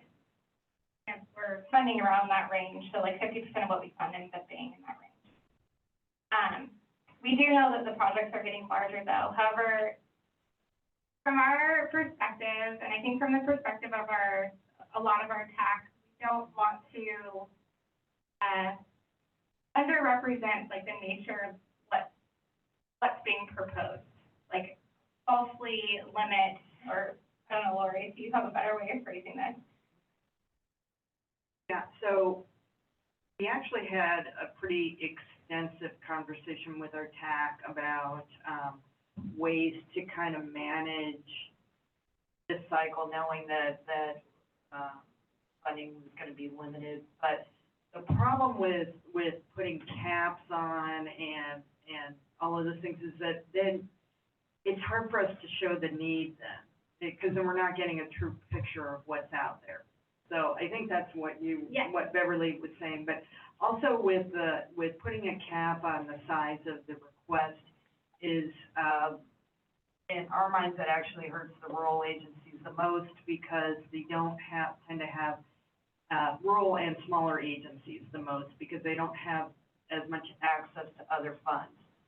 So, meaning that if you have a $50 million project, and you don't have any other funding to put in there other than maybe you're able to scrape together some leverage, you could come into the ATP for that whole amount at this point. So,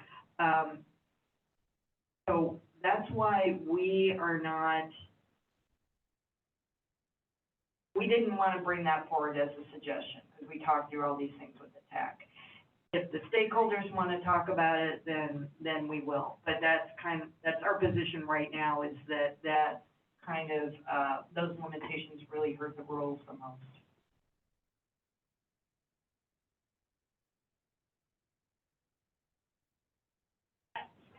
Ms. Gilly, could you repeat your second question? Oh, sure. And just following on the first, I mean, I do agree, you know, one of the nice things is that, yes, you know, rural communities that don't have a lot of other funding can apply for a large project.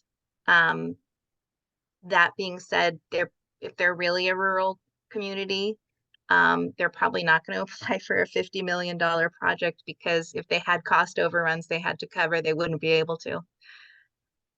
So the second part was regarding cost overruns. I understand, you know, not funding those, but is there a consideration about allowing other flexibilities in the program that would better allow local agencies to still deliver a project when they did have those cost overruns? You have, I guess, like a specific suggestion for types of flexibilities, because I think our partners at Caltrans work with the agencies that are experiencing those issues, and I would say usually we can work something out to deliver the project right now.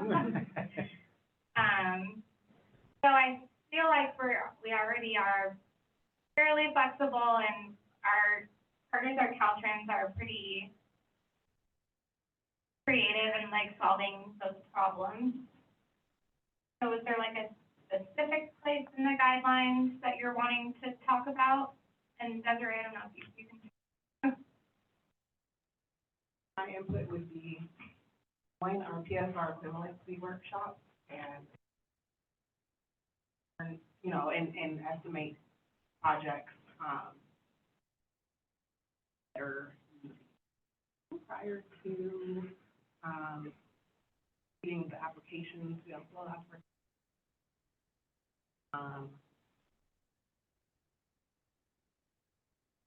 So Desiree, at the last workshop, remember that came up that somebody was talking about the contingency and if you could go over 10% or whatever. Can you talk about that? Because I think there was Yeah, we don't have a limit on,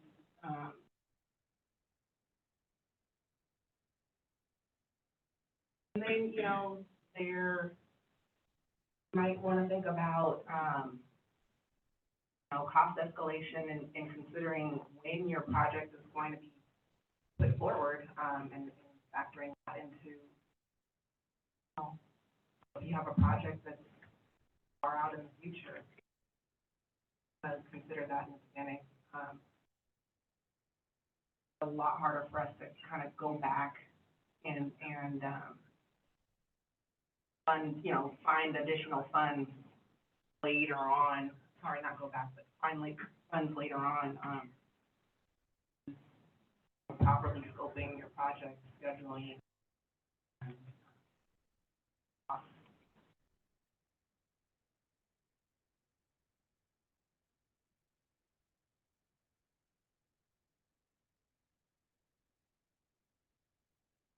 Nafili, did that answer your question at all? Yeah, I was having a little trouble hearing, but it sounded like there's no built-in restriction on how much contingency you can allow and making sure you're including escalation, which, yeah, I mean, yes, that's absolutely important. I think it's more when things come up in project development that you hadn't expected. So, you know, it's not just the time that's gone by, but just sort of unknown factors. And I should have been better prepared with this, you know, specific suggestion. So I'll have to give that some thought.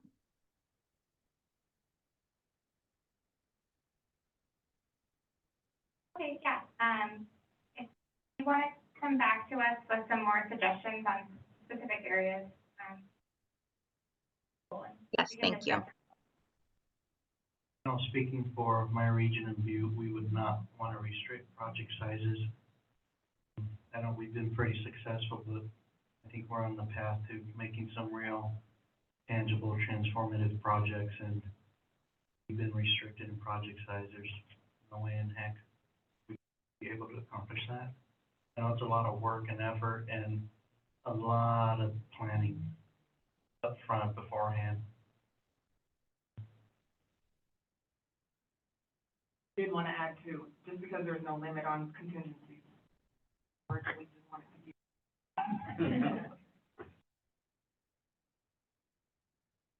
We did receive one question in the chat. I'll go ahead and read that before we go to Mike. Suzanne is asking if cost overruns are deemed to be out of the agency's control, then can a scope change be considered? We do have a scope change process outlined in our guidelines. Go into too much detail there, but yes, if there's a cost overrun, you can do a scope change. And basically, when we're looking at a scope change, want to make sure that there is scope change, that it's essentially the same project and that it's still delivering kind of at least the same level of benefits. And I think a lot of the scope changes that, well, I won't say a lot, but we have lots of different types of scope changes that people put forward that I think Caltrans is really able to help agencies about these scope changes and do a scope change, like a scope change related to a cost overrun. They're able to help them work through it and find a way to deliver the project with the funds that they have and in a way that it's still like providing the same level of benefits.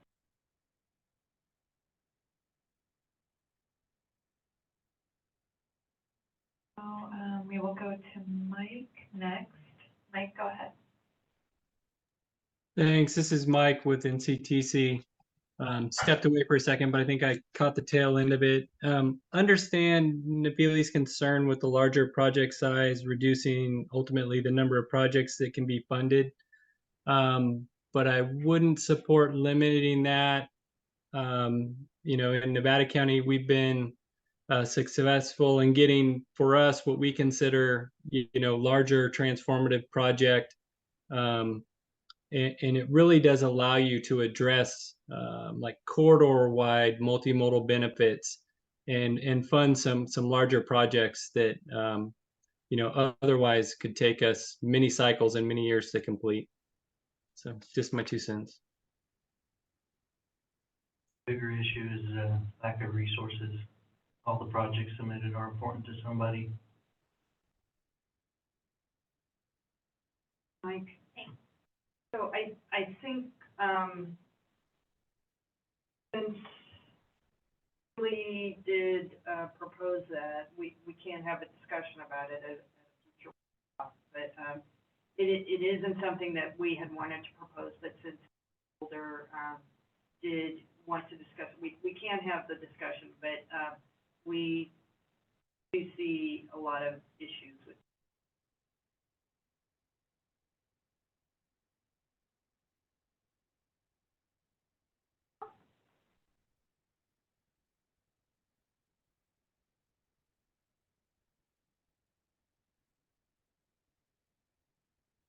This would be the first time that an ATP workshop actually ended early.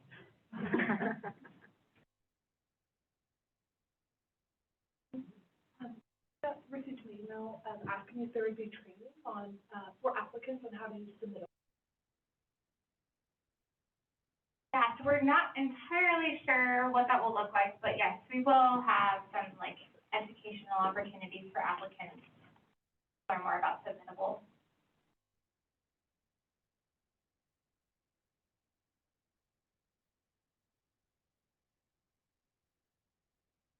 Can I go back in content since we have time?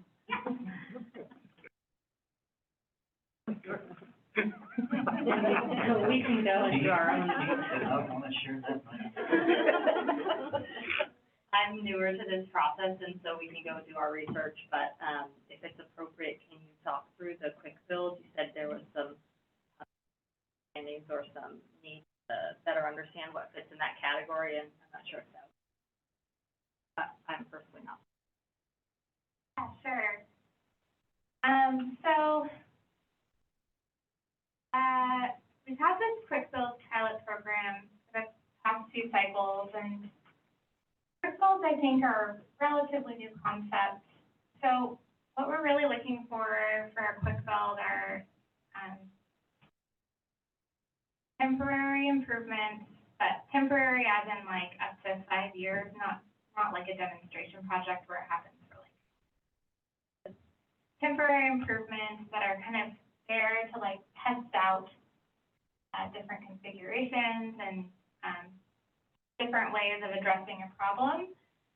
And so the quick build projects, like, so a lot of times they'll like happen at an intersection, they'll like change the intersection configuration using temporary materials. And then the community will go out and test them out. And they'll have kind of continuous engagement while the community is like testing it out. So like the community will come back and they'll say like, oh, we didn't like it this way, like maybe you can change it to be this way. So we're looking for things that are kind of easily adjustable, so you can go back out and adjust it based on what the community said. And what we received is, I would say, a lot of times they're projects that seem like pretty quick to implement, like quick to build, but they aren't quick builds. So they're like, someone will propose like building a sidewalk. I can do this really quickly, but that's like a permanent improvement, and that would be better suited as a small infrastructure project, like through like the normal application process. And to be honest, we need to be providing better guidance to applicants as well about like what this looks like. So providing more resources for applicants, which is something that we'll be looking into, and providing more guidance on exactly what we're looking for. A lot of the applications we received we actually didn't fund any of the applications we received in cycle 6 for the quick build, just because we didn't feel like very many of them were a good fit, and also we just couldn't justify that it was so competitive in the statewide component anyway, and even though we had so much more money than usual, the cutoff score was so high that we just couldn't justify, funding those projects. So we really want to keep trying with quick builds because we've heard a lot from like agencies in the Bay Area who use them like regularly, like use quick build improvements regularly, that they're like very effective in those communities. So we want to keep trying, but we definitely need help, and we put together a small group to help us with that. So hopefully we can get a little bit closer to the cycle.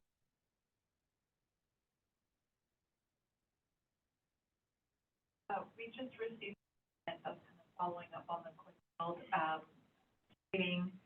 Quick build sounds like research. Is research part of the ATP mission? I wouldn't say it's research. It's more of kind of a way to address an urgent safety issue or like an urgent issue in the community. So addressing that urgent issue quickly, but also giving you a chance for the community to provide feedback on it and just because it's so quickly implemented, giving the community a chance to provide feedback on that and adjust it based on the community feedback. So I wouldn't say that it's research at all. I'd say it's more like continuous engagement with the community, which is something that we always like to see. Also got a question asking how much funding will be set aside for quick builds? So we don't have a number yet of what we'll propose. It'll probably be something similar to what we proposed to last cycle. So I wouldn't say it's a set aside, it's a cap. So it's slightly different. A set aside is like, we will definitely use this money for this thing. It's, all right, we can have up to this amount for this thing. So last cycle we did 7 million, and I imagine because we've had so much trouble with these in the past that it wouldn't be more than 7 million this cycle. But we will come back to when we discuss quick builds, and probably in November, we'll come back to the group with a number. Yeah, Alika, just so Christopher, I think is still maybe not quite. So quick builds are actually where you put something out there. You just don't study it. You study it, but you put something there. You know, it's temporary, but you're actually putting out temporary materials to address something. So it's not just a study. It is an actual temporary infrastructure project. Would you? Yeah, and so it also, a lot of times, like a quick build could lead to a permanent infrastructure project. So, like, they go out, they do this project, they change it a little bit for, like, after community feedback, and then in the future, they apply again, and they, like, are able to go in and put in the permanent infrastructure. I don't know, Allie, if you have, like, any more, like, a better definition, if I'm, like, not explaining it well, I don't know if you want to add anything. So I think you're explaining it. Yeah, I think we're also about Caltrans working on guidelines for quick builds and also temporary demonstration projects. It's not; those are two separate things. So that's like even before you would do it. So, I have the quick build supplemental guidance that is online too. Some more information. This is the same thing that you said.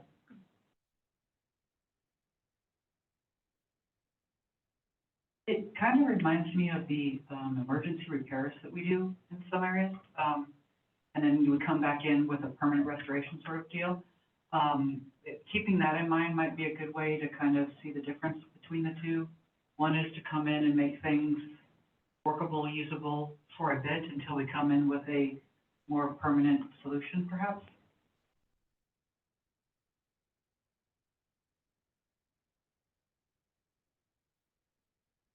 I'm I'm wielding this microphone, so I figured I might as well use it.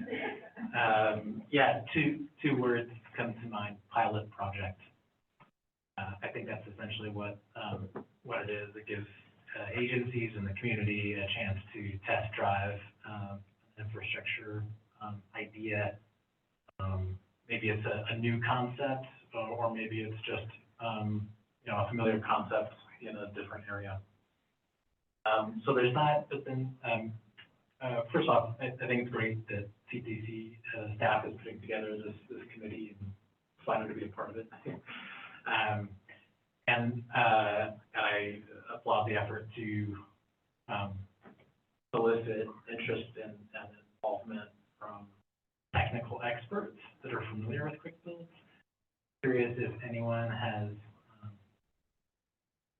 anyone fitting that category has volunteered so far, and regardless, it might be possible, just an idea to, because I know you had mentioned in the past that it's a challenge to hire consultants, just period.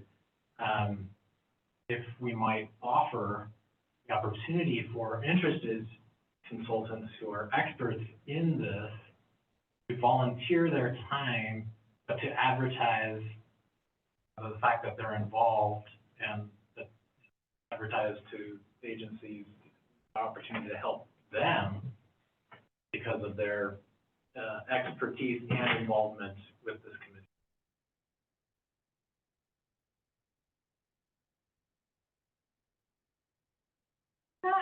So we do have a group that volunteered from our TAC to be on the committee. I'm not sure. I know the makeup of the group, and I know Allie will bring some of the Caltrans expertise and guidance that has been developed to that group. And Allie, you've been involved in that, right? Obviously, I was going to say, Caltrans recently participated in the Complete Streets Leadership Academy with Smart Growth America, where we implemented 3 or 4 different quick build projects on the state highway system. So within that project, there was several consultants that we worked closely with. And so once that report is finalized, we'll be happy to share that with the CTC and possibly include some of the recommendations. Yeah, have been involved. So I would say it would be very difficult for us to get a consultant on this, just knowing our current consultant situation. However, if there's a way that we can involve some more technical experts, then we can work with you and talk to you about that. Okay, thanks. Yeah, I would appreciate that, and thank you, Ellie, for mentioning that. I am aware of the process with the facilities. I just, it's going to be a little bit of a different process off of the state facilities, so I agree that we can get related to this new or different unique situation that would be helpful too. Yeah, the consultant team that assisted the Smart Growth effort works very closely with cities all over the country. So they're really in teams with that. Perfect. Yeah. We received a couple other comments in the chat, just providing input from their region. So Matthew noted, quick build is not temporary in cities around me. It may be different, maybe different cities have different definitions of quick build. And he provides an example of a quick build that uses paint and plastic to create buffered bike lanes or protected intersections instead of concrete curb reconstruction, which tends to be much more expensive. And he also noted in San Jose, quick build is not temporary or pilot programs. Quick build is a way to achieve needed improvements that otherwise would not be possible because of time and cost. Ophelia also added in the group chat a direct link to the Cycle 5 quick build guidance.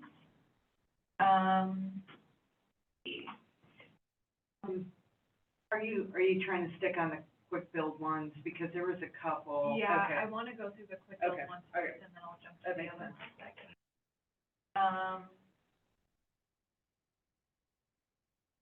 That is actually it on the quick build. I did receive one question from Kyle Wong asking, would it be possible to have multiple site visit sessions for one agency, or should we identify all our potential projects before scheduling a site visit session? Kyle, either way works. We've seen some agencies that prefer to hold a 2-hour site visit to go over 2 to 3 projects with us. And we've also seen other agencies break those up into individual 1-hour sessions. It's whatever works best for you. We've also seen some agencies coordinate with their regional transportation agencies, and they'll have one large meeting and they have multiple cities shuffling in and out throughout that site visit. So again, it's completely up to you. The only thing that I would recommend to everyone for the site visits, it's incredibly helpful for commission staff to know what exactly your project is and what's going on in your community.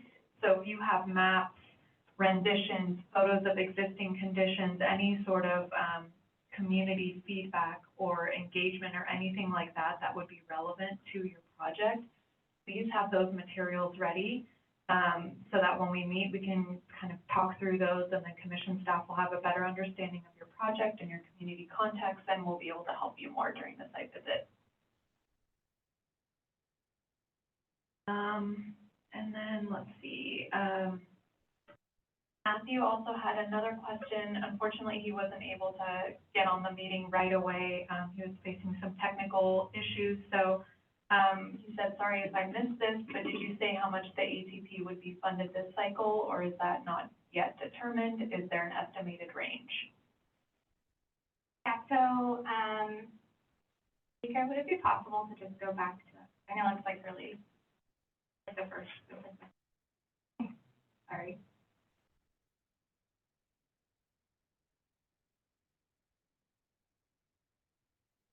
Okay, so this is our estimated funding for cycle 7. So we're anticipating approximately $555 million over the 4 years of funding, and the breakout by fiscal year is under that.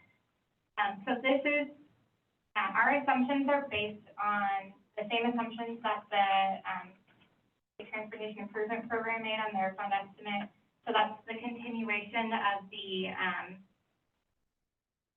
increased federal funding from the,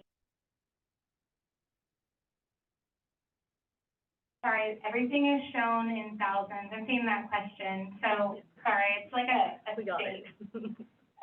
Sorry, there was a question on Zoom saying, asking if it was 555,000, and we should probably write it out. It's like a state standard of writing numbers. We write everything in thousands, but it's 555 million. So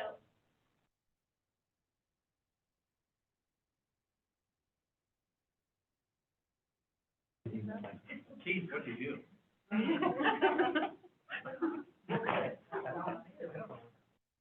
Oh, really? Oh, yeah. Zoom is gone. I think we just.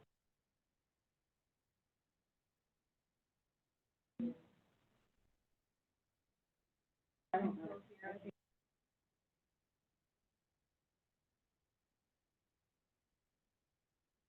Microphone on that camera, like.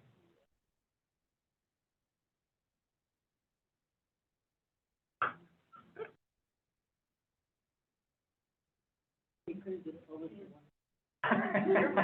working. Are you still working? Yeah. Yeah. So we just.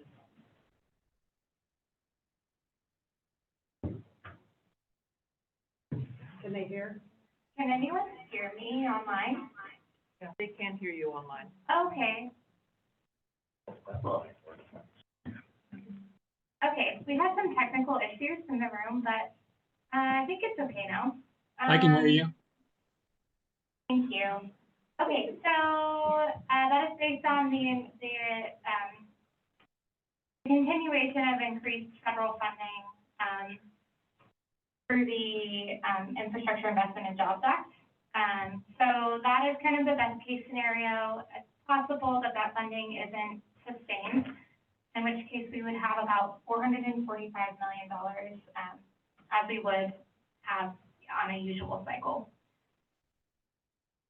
That it will change a bit because prior to every new cycle, try to round up any dollars that we have hanging around from savings or lapsed projects and add those into the new cycle. So, and we never know how much it's gonna be. Sometimes it can be, you know, a decent amount, 30 million or so. Sometimes it's a couple million, but we will do that. We'll go through that exercise with Caltrans, see what, how much we can squeeze out of the program for new projects.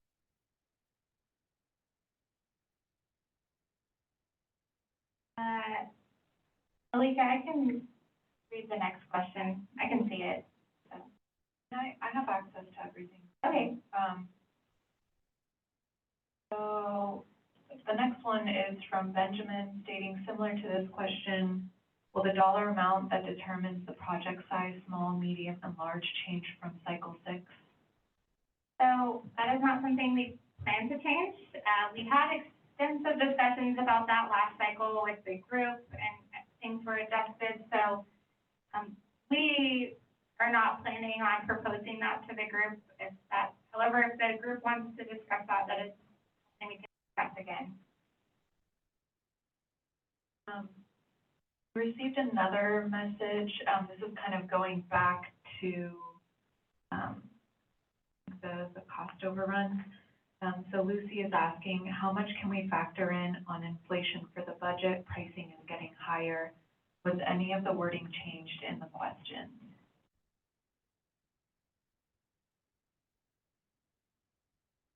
Desiree, I think you might have to. Sorry to wake you. No worries. The question is asking, how much can we factor in on inflation for the budget? Pricing is getting higher. And was any of the wording changed in the question? That first part, right? You know, I would say work with your engineers and have the engineers look at, you know, industry, costs and go from there and possibly factor in cost escalation. There isn't like a one size fits all response to that. If you have questions, reach out to Caltrans. We'd be more than happy to help you. I'm not, for the question about whether any of the wording of the questions has changed, I'm not sure I understand that question. If it's about like application questions, then not yet, because we'll discuss that with the group in January or February. I can't remember when that workshop is. It's on the schedule though, but so it's possible there might be minor changes or minor adjustments to application question language, but we will present all of that at a workshop and get feedback from the group. But I'm not sure if that's exactly what they were asking. Just let us know if we addressed your question. Either message in the chat or raise your hand.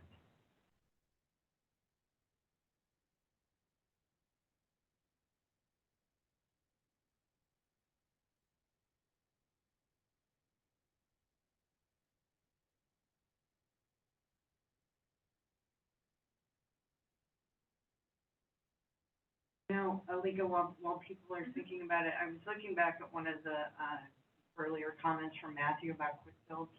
And I think what, you know, because he said in San Jose that they're not temporary or I don't know what he said. What was it again? Oh, not pilot, sorry, not pilot or temporary. I think this is where we're having the problem, is with the quick builds, is that we're trying to differentiate between quick builds and small infrastructure projects. Because we, one of the concerns when we started started the quick build pilot was some people were saying, you're gonna have agencies submitting small infrastructure projects as quick builds. We were like, no, that's not gonna happen. Well, that's exactly what happened. So, so we're trying to keep, you know, a difference between the two, because if it's a small infrastructure project, it should come through the regular application process. So, and it happened again last cycle, where we got a lot of projects that were small infrastructure. And that's not what we're meaning by quick build. So, and so that's why we need to keep trying to make that differentiation clear. When I was typing I was deep into typing, like a light bulb went off in my head. I was thinking about what is the difference and what's kind of getting confused here. And I think, you know, the study part came up too, right? And so usually when you put a project together, you have to do public participation. It's all in the application. It's required. And then that takes your project a little bit longer to be put out there, right? Versus a quick build, you can put the project out there and ask for public participation while the project is out there. And then what happens is, at that point, once you get that feedback from the public, then you can determine whether you're going to keep the project the way it is, whether you're going to remove the project because the public doesn't like it, or whether you can make it completely permanent, you know. So that's the difference, you know, the public participation comes while you have the project out there, and it needs to be temporary enough to where if you need to remove it after getting that public participation, that you can.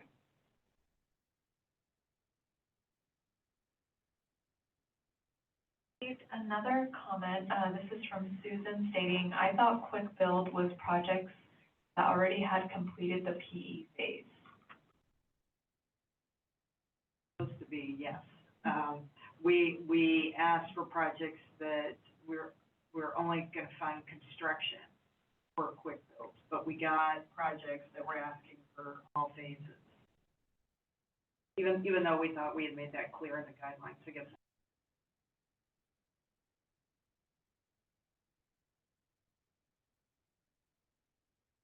It looks like Ophelia included another link from Cycle 6 on the Cycle 6 final quick build supplemental guidance. So thank you, Ophelia, for including that.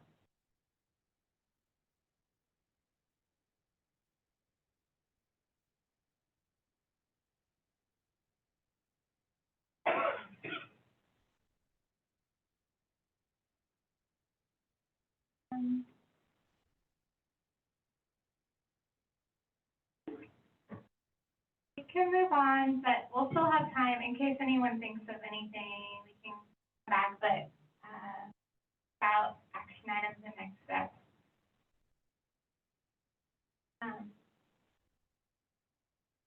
I don't know if we want to read out anything that you've written down, Alika, or we can also just, we'll post them in a couple of days. So if you're ready and okay. Okay, so I'll go over the action items that I noted throughout this workshop. If there's anything that I've missed, please reach out to me and let me know, and I'll make sure to add it to the list before we post the final version on our website.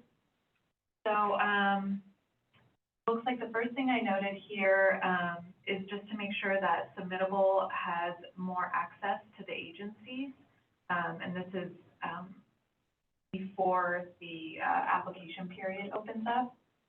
The next action item I have is to send out more information about AB 630 to our stakeholders. The next one is to talk more about Justice 40 and including it as a DAC qualifier. And this is, to talk more about it in the upcoming guidelines workshops. And the next one, again, to discuss more about in our future workshops is the pro-housing designation. We may need to align it more with the SB1 programs. And then the next item is making it clear in the application that pro-housing language and affordable housing language doesn't mean that ATP is funding housing. So making that clear in the applications. And then the final thing I have noted is to align the rubrics in the applications to ensure consistency across both. Anyone else in this room or online has made note of anything else that I've missed, please let me know. So two things that stakeholders brought up to discuss that I think because they were brought up and they have.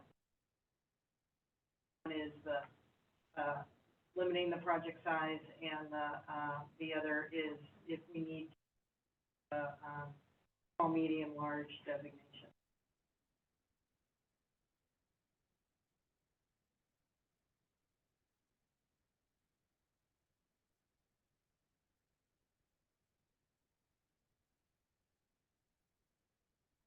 Gotten a few other comments in the chat here.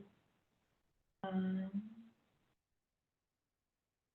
there another name for projects that have completed PE, as Susan mentioned? And Suzanne noted projects that have PE and right-of-way completed are often called shovel-ready. And then Devin chimed in to the quick build discussion, stating to clarify, in San Jose, quick builds could be used to test strategies, could be used to implement quick safety improvements around schools that would otherwise take longer time to complete PE and acquire construction funds. In most instances, the quick build stays in place until a final design and construction funds are available. And then the Feely included, to clarify, I wasn't asking about limiting project size overall. I meant limiting the number of mega projects that would be awarded. Talk about that, but then we'll have to first figure out what a mega project is.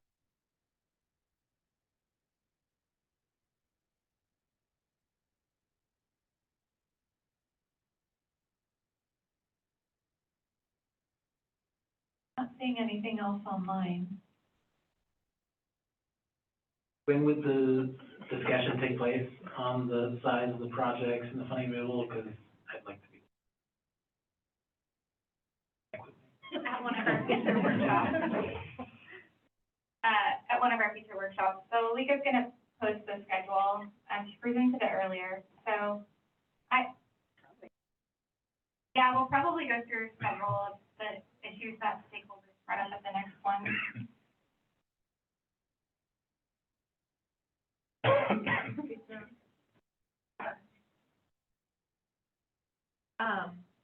Yeah, so to kind of maybe keep our next workshop, which is our first central workshop, that will be focused on the guidelines, is September 28th from 9 a.m. to 12, and that will be held virtually. And also, as noted on this slide, all of our workshop dates will be posted on the Commission's Active Transportation website. We're hoping to have that up by the end of next week. And all of that information, along with workshop materials, recordings, presentation slides, those will all be located under the 2025 ATP Cycle 7 tab.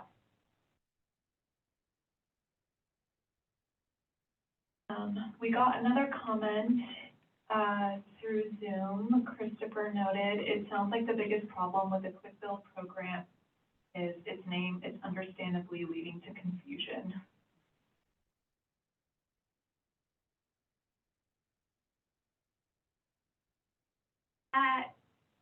It's named after a specific type of project that exists, like, pretty sure it's in like national and state guidance. So I think they would usually stick with like the standard name for something. Yeah, I think we can do more to make things clear for applicants.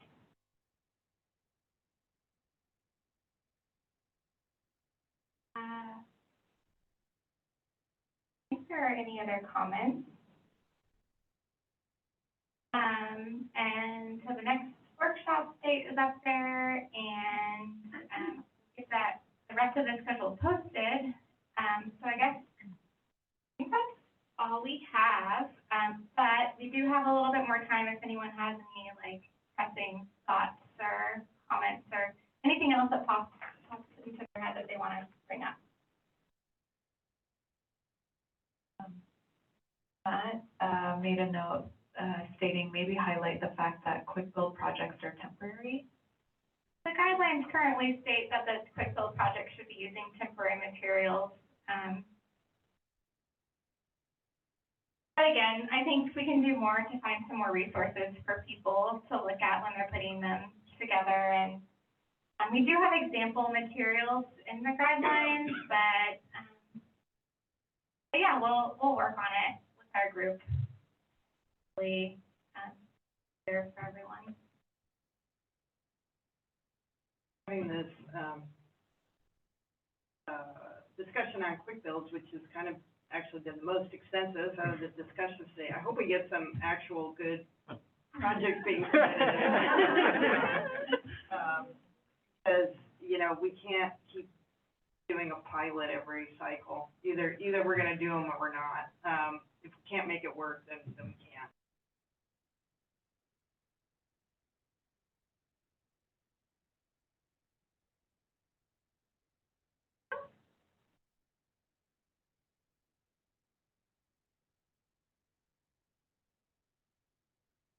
Webinar. President, not last. No, not last cycle, but the cycle before. Highlight that.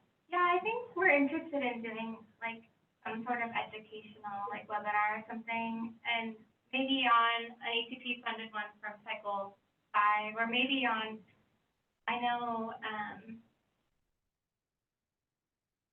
say on the call, like maybe someone from the Bay Area can talk about them as well. I know our symposium from a couple years ago, there was a whole panel on quick builds. Maybe we can get some of those samples, come back and do a presentation for the.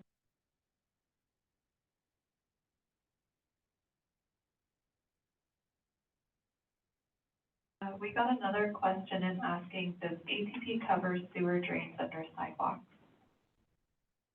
Yes. The sidewalk is new? Yeah, if you're reconstructing or doing a new sidewalk, yes.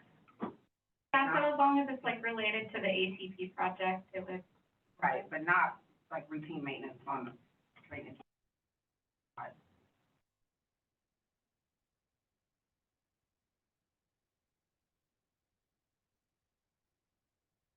All right, well, thanks, everyone.